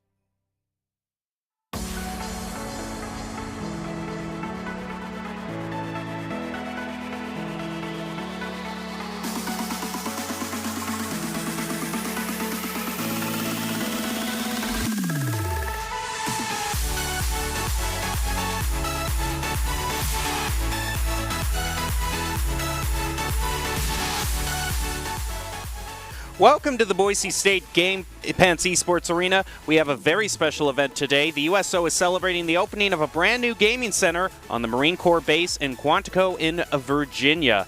Introducing the very first event ever to take place in the center, we're live with the MCCS Recreation Center's Halo Infinite 2v2 tournament. We are just about toward the grand finals. These two teams that we are about to see, Team Mills and Headhunters, have made their way to the very end. We're going to see who's the grand champion. I'm joined by Paulie and Rome, who have been calling all of the action for us tonight. I just got to say, it seems like the general mood in the room is favoring Team Mills, but overall, you know, let me see. Here's some predictions from both of you. All right, well, let me kick things off, okay? So Headhunters right now, if they want to come out victorious against Team Mills, they're literally headhunting right now because Team Mills, they are the head of the tournament. They are the head of the pack right now. They are the favorite for a reason. I mean, the way they've been able to use the sandbox, use their teamwork, use their coordination to get decisive victories, I'm expecting them to come out and try to keep that ball rolling right here, right now. I mean, they just watched this last matchup, so they're aware of the mistakes that this squad and Team Headhunters were making, and I think they're going to be looking to take advantage of those right here. Yeah, that's the one thing that it's a really good point, Paulie, is that second semifinal went on for so long, you know, into game number 3. It did kind of give Team Mills the opportunity to kind of look over the shoulder of the Headhunters and see what they're all about. Yeah, and now, but in all seriousness, no, it doesn't matter because Team Mills is going to dominate this one. It's going to be an outclass, and unfortunately, that's just the way it's going to go down. I could tell by the movement. I could tell by the way it was shaping up. Team Mills is just looking next level, and that's exciting. I'm excited for that. Well, we see here, just to kind of compare the two teams and kind of maybe see Paulie's point, Rome, is kind of the top plays from both Team Mills and the Headhunters. And Team Mills, once we saw these double kills here on Streets, they made a name for themselves. Yeah, precisely. I mean, that's exactly what we saw multiple times. I mean, Team Mills, it was just utter dominance coming out of them, especially on the recharge as well, as you guys can see right here. This one just lined up perfectly for him as he was able to pick off 1, pick off 2, picking up the double kill. I mean, Swole team, they just couldn't hang with them. And then on the other side, Headhunters in map 2 and 3, things looked a little bit close on map 2, but I mean, map number 3 was really just all Headhunters. Yeah, Headhunters definitely kind of the underdog for this fight, but we definitely saw some great play there on recharge. Headhunters, you know, you're leaning towards Team Mills, Paulie, but if you had to give them one tip to maybe help them have a better chance, what would you give them? Man, the future is grim. The future is grim. But okay. No. How about this? Use the active camo. Go for it. At least contest it. How about if that? I was to give them a tip, you know, they have to really play together. They have to play together because once the kill lead goes to the favor and the pace gets dictated by Team Mills, that's when things become troublesome. Well, those aren't the only tips that we have. We've also got Doc's keys to the game before we get into the grand finals right now. Doc's keys to the game in Halo is to control the high ground, rotate to power items, team target, and sweaty comms. Brought to you by the MCCS, no Defense Department, U.S. Marine Corps, or Marine Corps Community Services, endorsement implied. So those are the keys that Headhunters can hopefully use to kind of rotate around or rally back, I should say, to get first place. Again, kind of an overview of what they're playing for. It's $600 for first place, $400 for second place, and $200 for third place. Looks like we're ready to head into Aquarius right now. I'll leave it to you two. Take it away. The grand finals underway. Here we are to kick things off. It is the grand finals, as you stated, and these squads are going to be coming in hot already. They're not going to be playing shy. They're not going to be playing passive. It's going to be Team Mills coming in hot. Started off with a 2-piece, as they're going to be able to pick up 2 kills, getting the heat wave as well. You see him shaking his reticle. He's feeling very good right now. Team Mills are definitely starting out hot. Professional versus college. Professional versus college. I mean, that's just an unfortunate truth. Pure accuracy. 4-0. Headhunter is it's going to be very hard. Like right off the rip there, that was a super slide, by the way. Into 2, maybe 3. That was pretty godlike. Team Mills had set the pace in the first 4 kills. So here you have Headhunter now going to be struggling to catch up literally out the gate. And the pace will be dictated by Team Mills, which is what they're looking to do. So right off the rip, Woo! They're going to be able to land the heat wave shots as well. We know how lethal the heat wave can be up close and personal. And we just saw it right there. This player number 5 for Team Mills still has not died yet. He's just going to be calling out for his teammate. And I mean, they already have the 5-1 advantage. We always say when you get this 4 to 5 point lead, it's just going to be all in your favor. You're really able to dictate the pace, whether you want to play slow, whether you want to play fast. And I mean, this squad and Team Mills, they're doing just that. They're deciding it as they're going to be coming in, able to at least land the stick. But that's going to be a trade coming in as well. So a 7-2 advantage as they're getting all these 2-for-1s in perfect fashion. Yeah, and this is exactly, I mean, 7-2 right off the rip. Not looking in favor here of Headhunter as another picked up long range killing spree now comes out, thruster in hand, and it's 005 for Team Mills just on the aggress. Oh, right there we saw the double shot thruster cancel into a perfect play using it with the heat wave. Amazing stuff here by Team Mills. This one's over. Just kidding. I don't know about over just yet. I mean, it's looking very grim for Headhunters, I'll say that. But I mean, we've seen already Taco Tuesday, they can win 1 map and then Headhunters win 2 in a row. So who knows? Maybe Headhunters losing the first map, they got them right where they want them. Who knows? No, you're 100% right. This is some oh Jesus, tactile double kill that comes out here for 005, who's picked up now 6. 004 has 5. The kills, the wealth is being shared, and right now there is some turmoil in the MCCS Recreation Center's Halo department because Team Mills they're looking like some studs out here today. Oh yeah, big time. I mean, you know, right now, you know, being somebody that is from the DMV area, you know, I used to live just a 30-minute drive away from Quantico. I'm sure this is going to be big for all of these veterans right now playing in Halo right now. As you can see, Team Mills, they're definitely thriving and vibing at this new center for sure, as they're up 14-2, make it 15-2, as they are putting a hurting and a working on this Headhunter squad, looking to secure themselves a decisive 1-0 series advantage. Just such impressive play here from top to bottom. Absolutely stellar. I mean, 15-2 on the second best placed team in the whole event, just pulling out kill after kill as the 16th kill now gets picked up. Pistol in hand here, sidearm, MK9. Just took a rapid fire gun. That thing will take you out fast.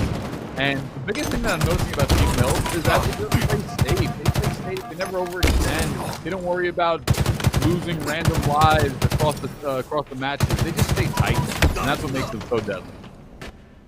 Yeah, precisely. Not just that, but I mean, you spoke about it, just the accuracy. They understand where exactly they want to be aiming with these BRs the second that they get into these battles.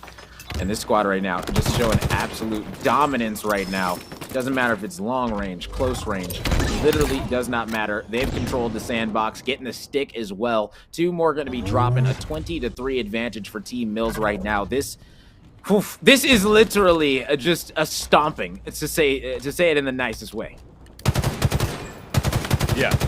Yeah. I mean, come on. It's about to be 25. There's still 5 minutes left in this one. Nice kill though by Headhunter. But here's the thing though. We've been talking about how great Team Mills is. As they're, we're just seeing really impressive kills. That's really the reason why is double kill comes out for 005 again. Headhunter has a second map here. We're just gonna forget about this one. We're gonna throw it in the pantry here. We're gonna lock it up, lock it out, forget about it. That one in the vault. And move forward here for map number 2, because that's going to be the only way they have a chance at getting back or rebounding in this one, even though the cards might protect you. Yeah, and the thing is that this Team Mills squad, they're doing it in fast pace too. If you look at the time, I mean, there's still 4.5 minutes remaining. So, I mean, with plenty of time left on the clock, they only need 1 more kill left to secure things off. You can see they're even using the Needler right now, flying around, pretty much saying, you know what, somebody challenge me because you're going to be meeting your maker. If you do, he's going to be hopping up, finishing him off with the Needler. And there it is, Team Mills going to be winning this one 25-6. That is decisive for a grand finals. Oh, yeah. Devastating news, to say the least. Team Mills coming out swinging, Barry Bonds-style gameplay. There's a lull right here as we look across the USO Gaming Center in Quantico, because Team Mills is sitting in that room. So far, the distraught. I wonder if they're the ones in the jerseys. I bet they are. Interesting.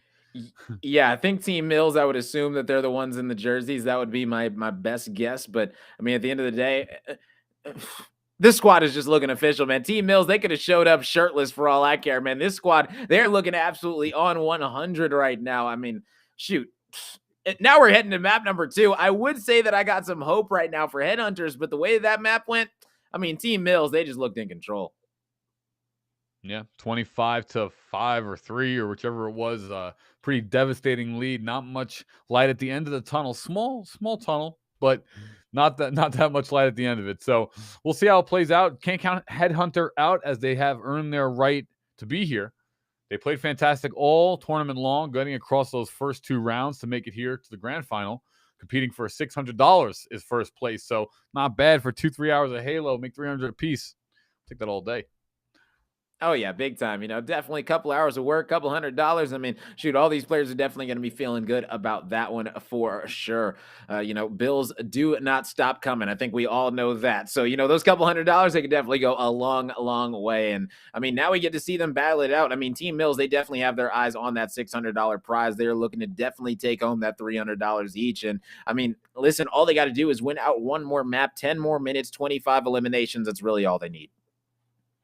Yeah, as we take a look, Recharge here being cycled around. And this is one of my favorite maps in competitive for Halo Infinite. So there's a lot of room. This is a different strategy than what we saw in Aquarius. Aquarius, tons of line of sights. You can see the opposite base from the opposite side. You can almost see if you can look across, you can see the entire opposite way across the map. So that makes for some interesting gameplay.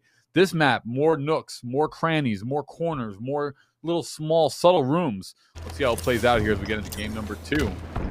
Team Mills absolutely dominating that first one. And look at the difference here. You see the invis picked up in literally seconds of the map starting.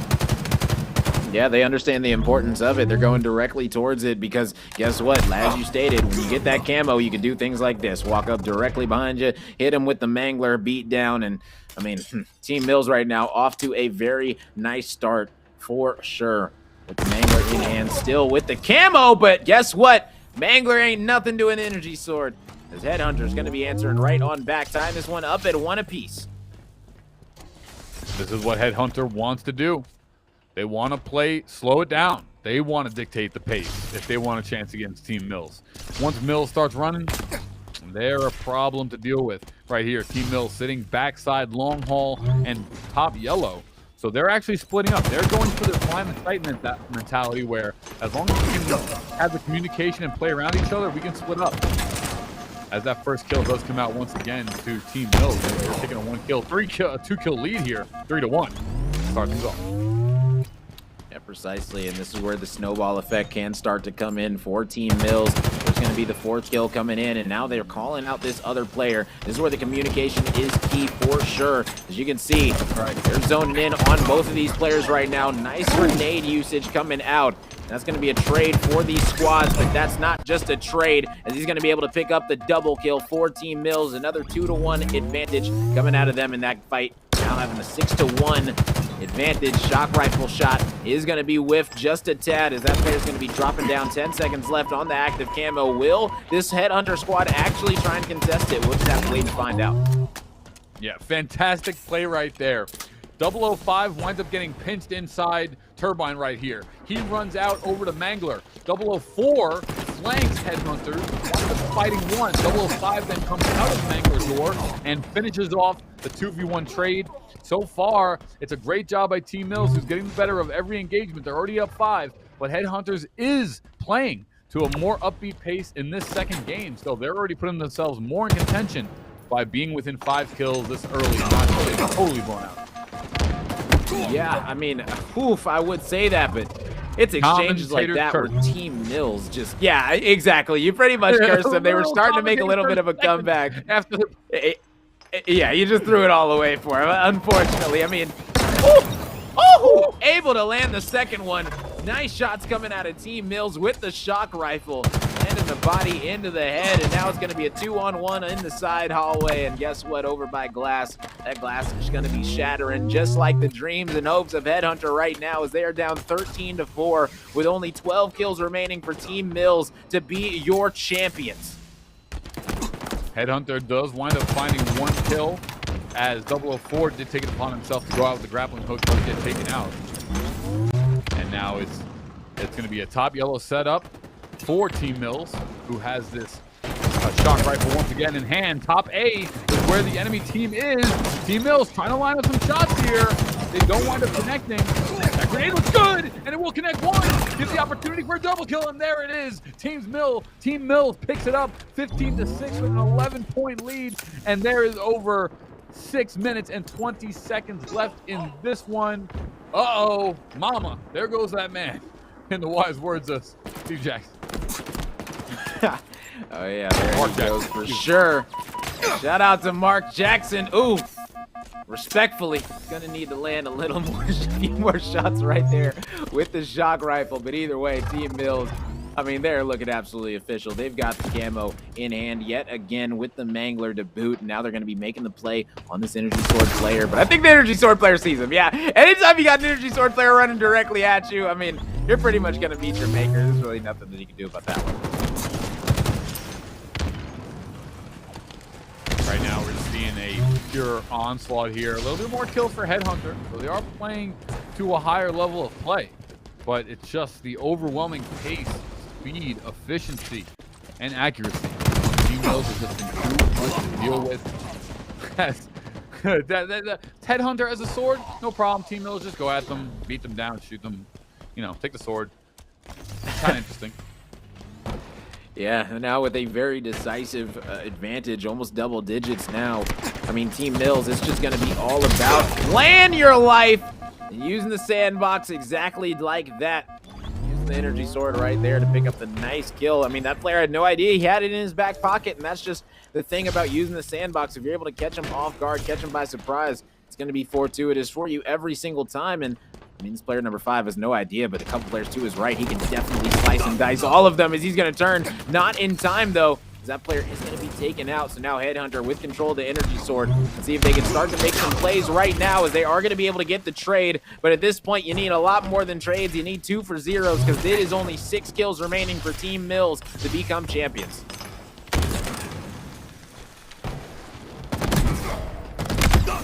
As we see, nice use of the reflector by 005. 10 kills apiece here. Team Mills just demonstrating pure team playing perfection, as they wound up playing every situation within the eyesight of their teammate. And Team Mills is just playing this one like a competitive team would. As great use of the grappling hook, Headhunter not even aware where 005 is coming from, as he's swinging on in right into a perfect use, gripping the Invis. See, this is how I can tell the teams and how skillful they are. The second Invis is up, it's picked up not only by grabbing, but grappling. Beautiful stuff there for Team Mills. Oh yeah, precisely. I mean, Team Mills right now, they are definitely looking to put this one away right here, right now. Is this player with the active camo, and he's got the Energy Sword to boot. Gonna be picking up the double kill. Nasty BR shots, picking up the shock rifle. Still gonna be invisible, ladies and gentlemen. Let's see if he can pick up this last one across. He's trying to line it up, trying to end the night with an amazing kill for us. It is going to be player number 7 right now. Up top, Glass. Can you fight for your life? No. Someone else is going to be falling, and that's going to be Team Mills. They've made the call. They've done everything that they need to, and they are going to be your champions, taking home $600 in this tournament. Team Mills, the team to beat all tonight, and great job by them. We can see right now a live shot of the arena. Also, if you'll look in that arena, you'll see in the background Caleb Fletch, Director of Global Gaming for the USO. Very proud of that gaming center, and what a tournament to showcase it for a debut, along with Ian Wright, Community Manager, and Dana H., Event Manager. They put a ton of work to get the USO Gaming Center and tournament ready, and just a bit of showcase for the victors, I see. Looks like the victors are definitely very happy. All smiles over there. And I mean, hey, rightfully so. I mean, $600 richer. I mean, hey, why wouldn't you be happy? Well, overall, fantastic. yeah. Well, what do you have to think, Paul, just on how good Team Mills was and how good they did and how much they kind of deserve this victory? Oh, yeah. Deserve is an understatement. And this is why, as we see the tournaments go on, we wind up finding different teams that we haven't seen before wind up coming out as kind of, clear favorites and victories. But this has been, they deserve it. They played fantastic. It wasn't even close in the overall landscape of the skill in this competition. This is a team that can find themselves competing in any sort of competitive Halo setting. Yeah, we might be, who knows, when after service is done, you never know. That door might be open for competitive Halo with as good as we saw them performing tonight.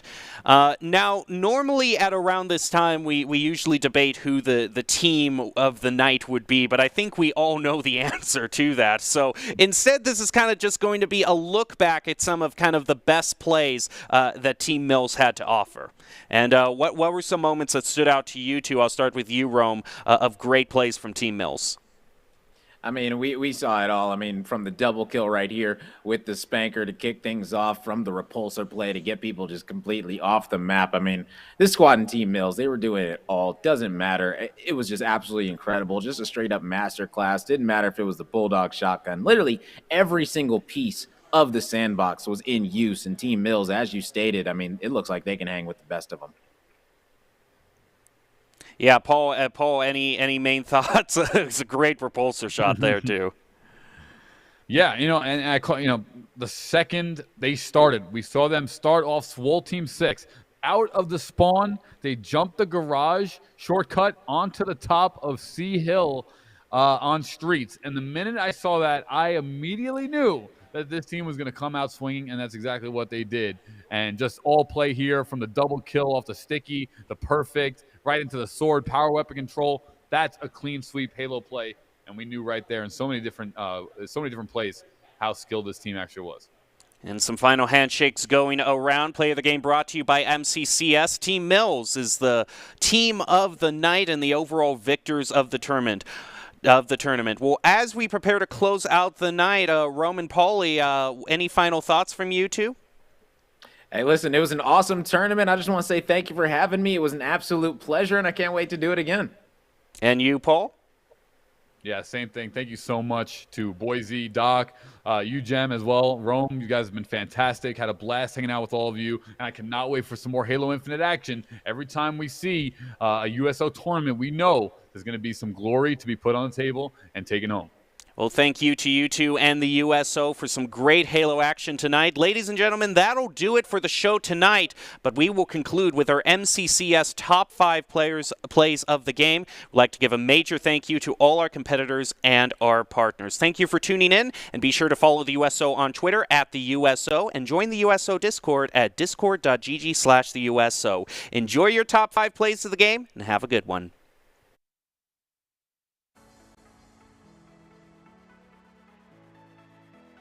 Team 6 has had Bulldog rocket launcher every time it's spawned since the start of the game. So our All-American Pogs, all they have to do is get another kill here, start getting some of these power weapons, and they can finish the game. I'm kind of seeing it. Oh, that was just a ruthless rocket from up top C down to bottom mid rocks, and that was just a cocky My one. grandpa sense, but it works for me. So, I mean, everyone has their own thing that works for them with Infinite. That's what's great about it. So, I mean, if he is on mouse and keyboard, big props to him. Yeah, and hey, I'm a fan. I'm a fan, that's for sure. As we're seeing a nice engagement bottom side, A side, and when I say bottom side A, And that shot, looking for another one though. Gonna be heading over to the balcony. Rock down the middle of the map, but he's gonna be met with a rocket to the face. That was a beautiful play coming out of the Paper Ninjas to be able to bring this in one. Now gonna be tying the game. We got ourselves an extremely close one, folks. Beautiful play coming out of the Paper Ninjas to be able to bring this in one. Now going to be tying the game. We got ourselves an extremely close one, folks. yeah, this is exciting stuff. As I'm liking this, some strafe action while shooting in and out. Okay, oh, 007 with a clean kill for Paper Ninja and a double. So as I stated early on, if the kills don't start to pick up for either one of these squads, it is going to be a matter of the clock. Yeah, and right now, Biz up once again. No attention paid to it. It's going to be a tied in, though. This will connect. M3 does find one. Jumps over the back corner.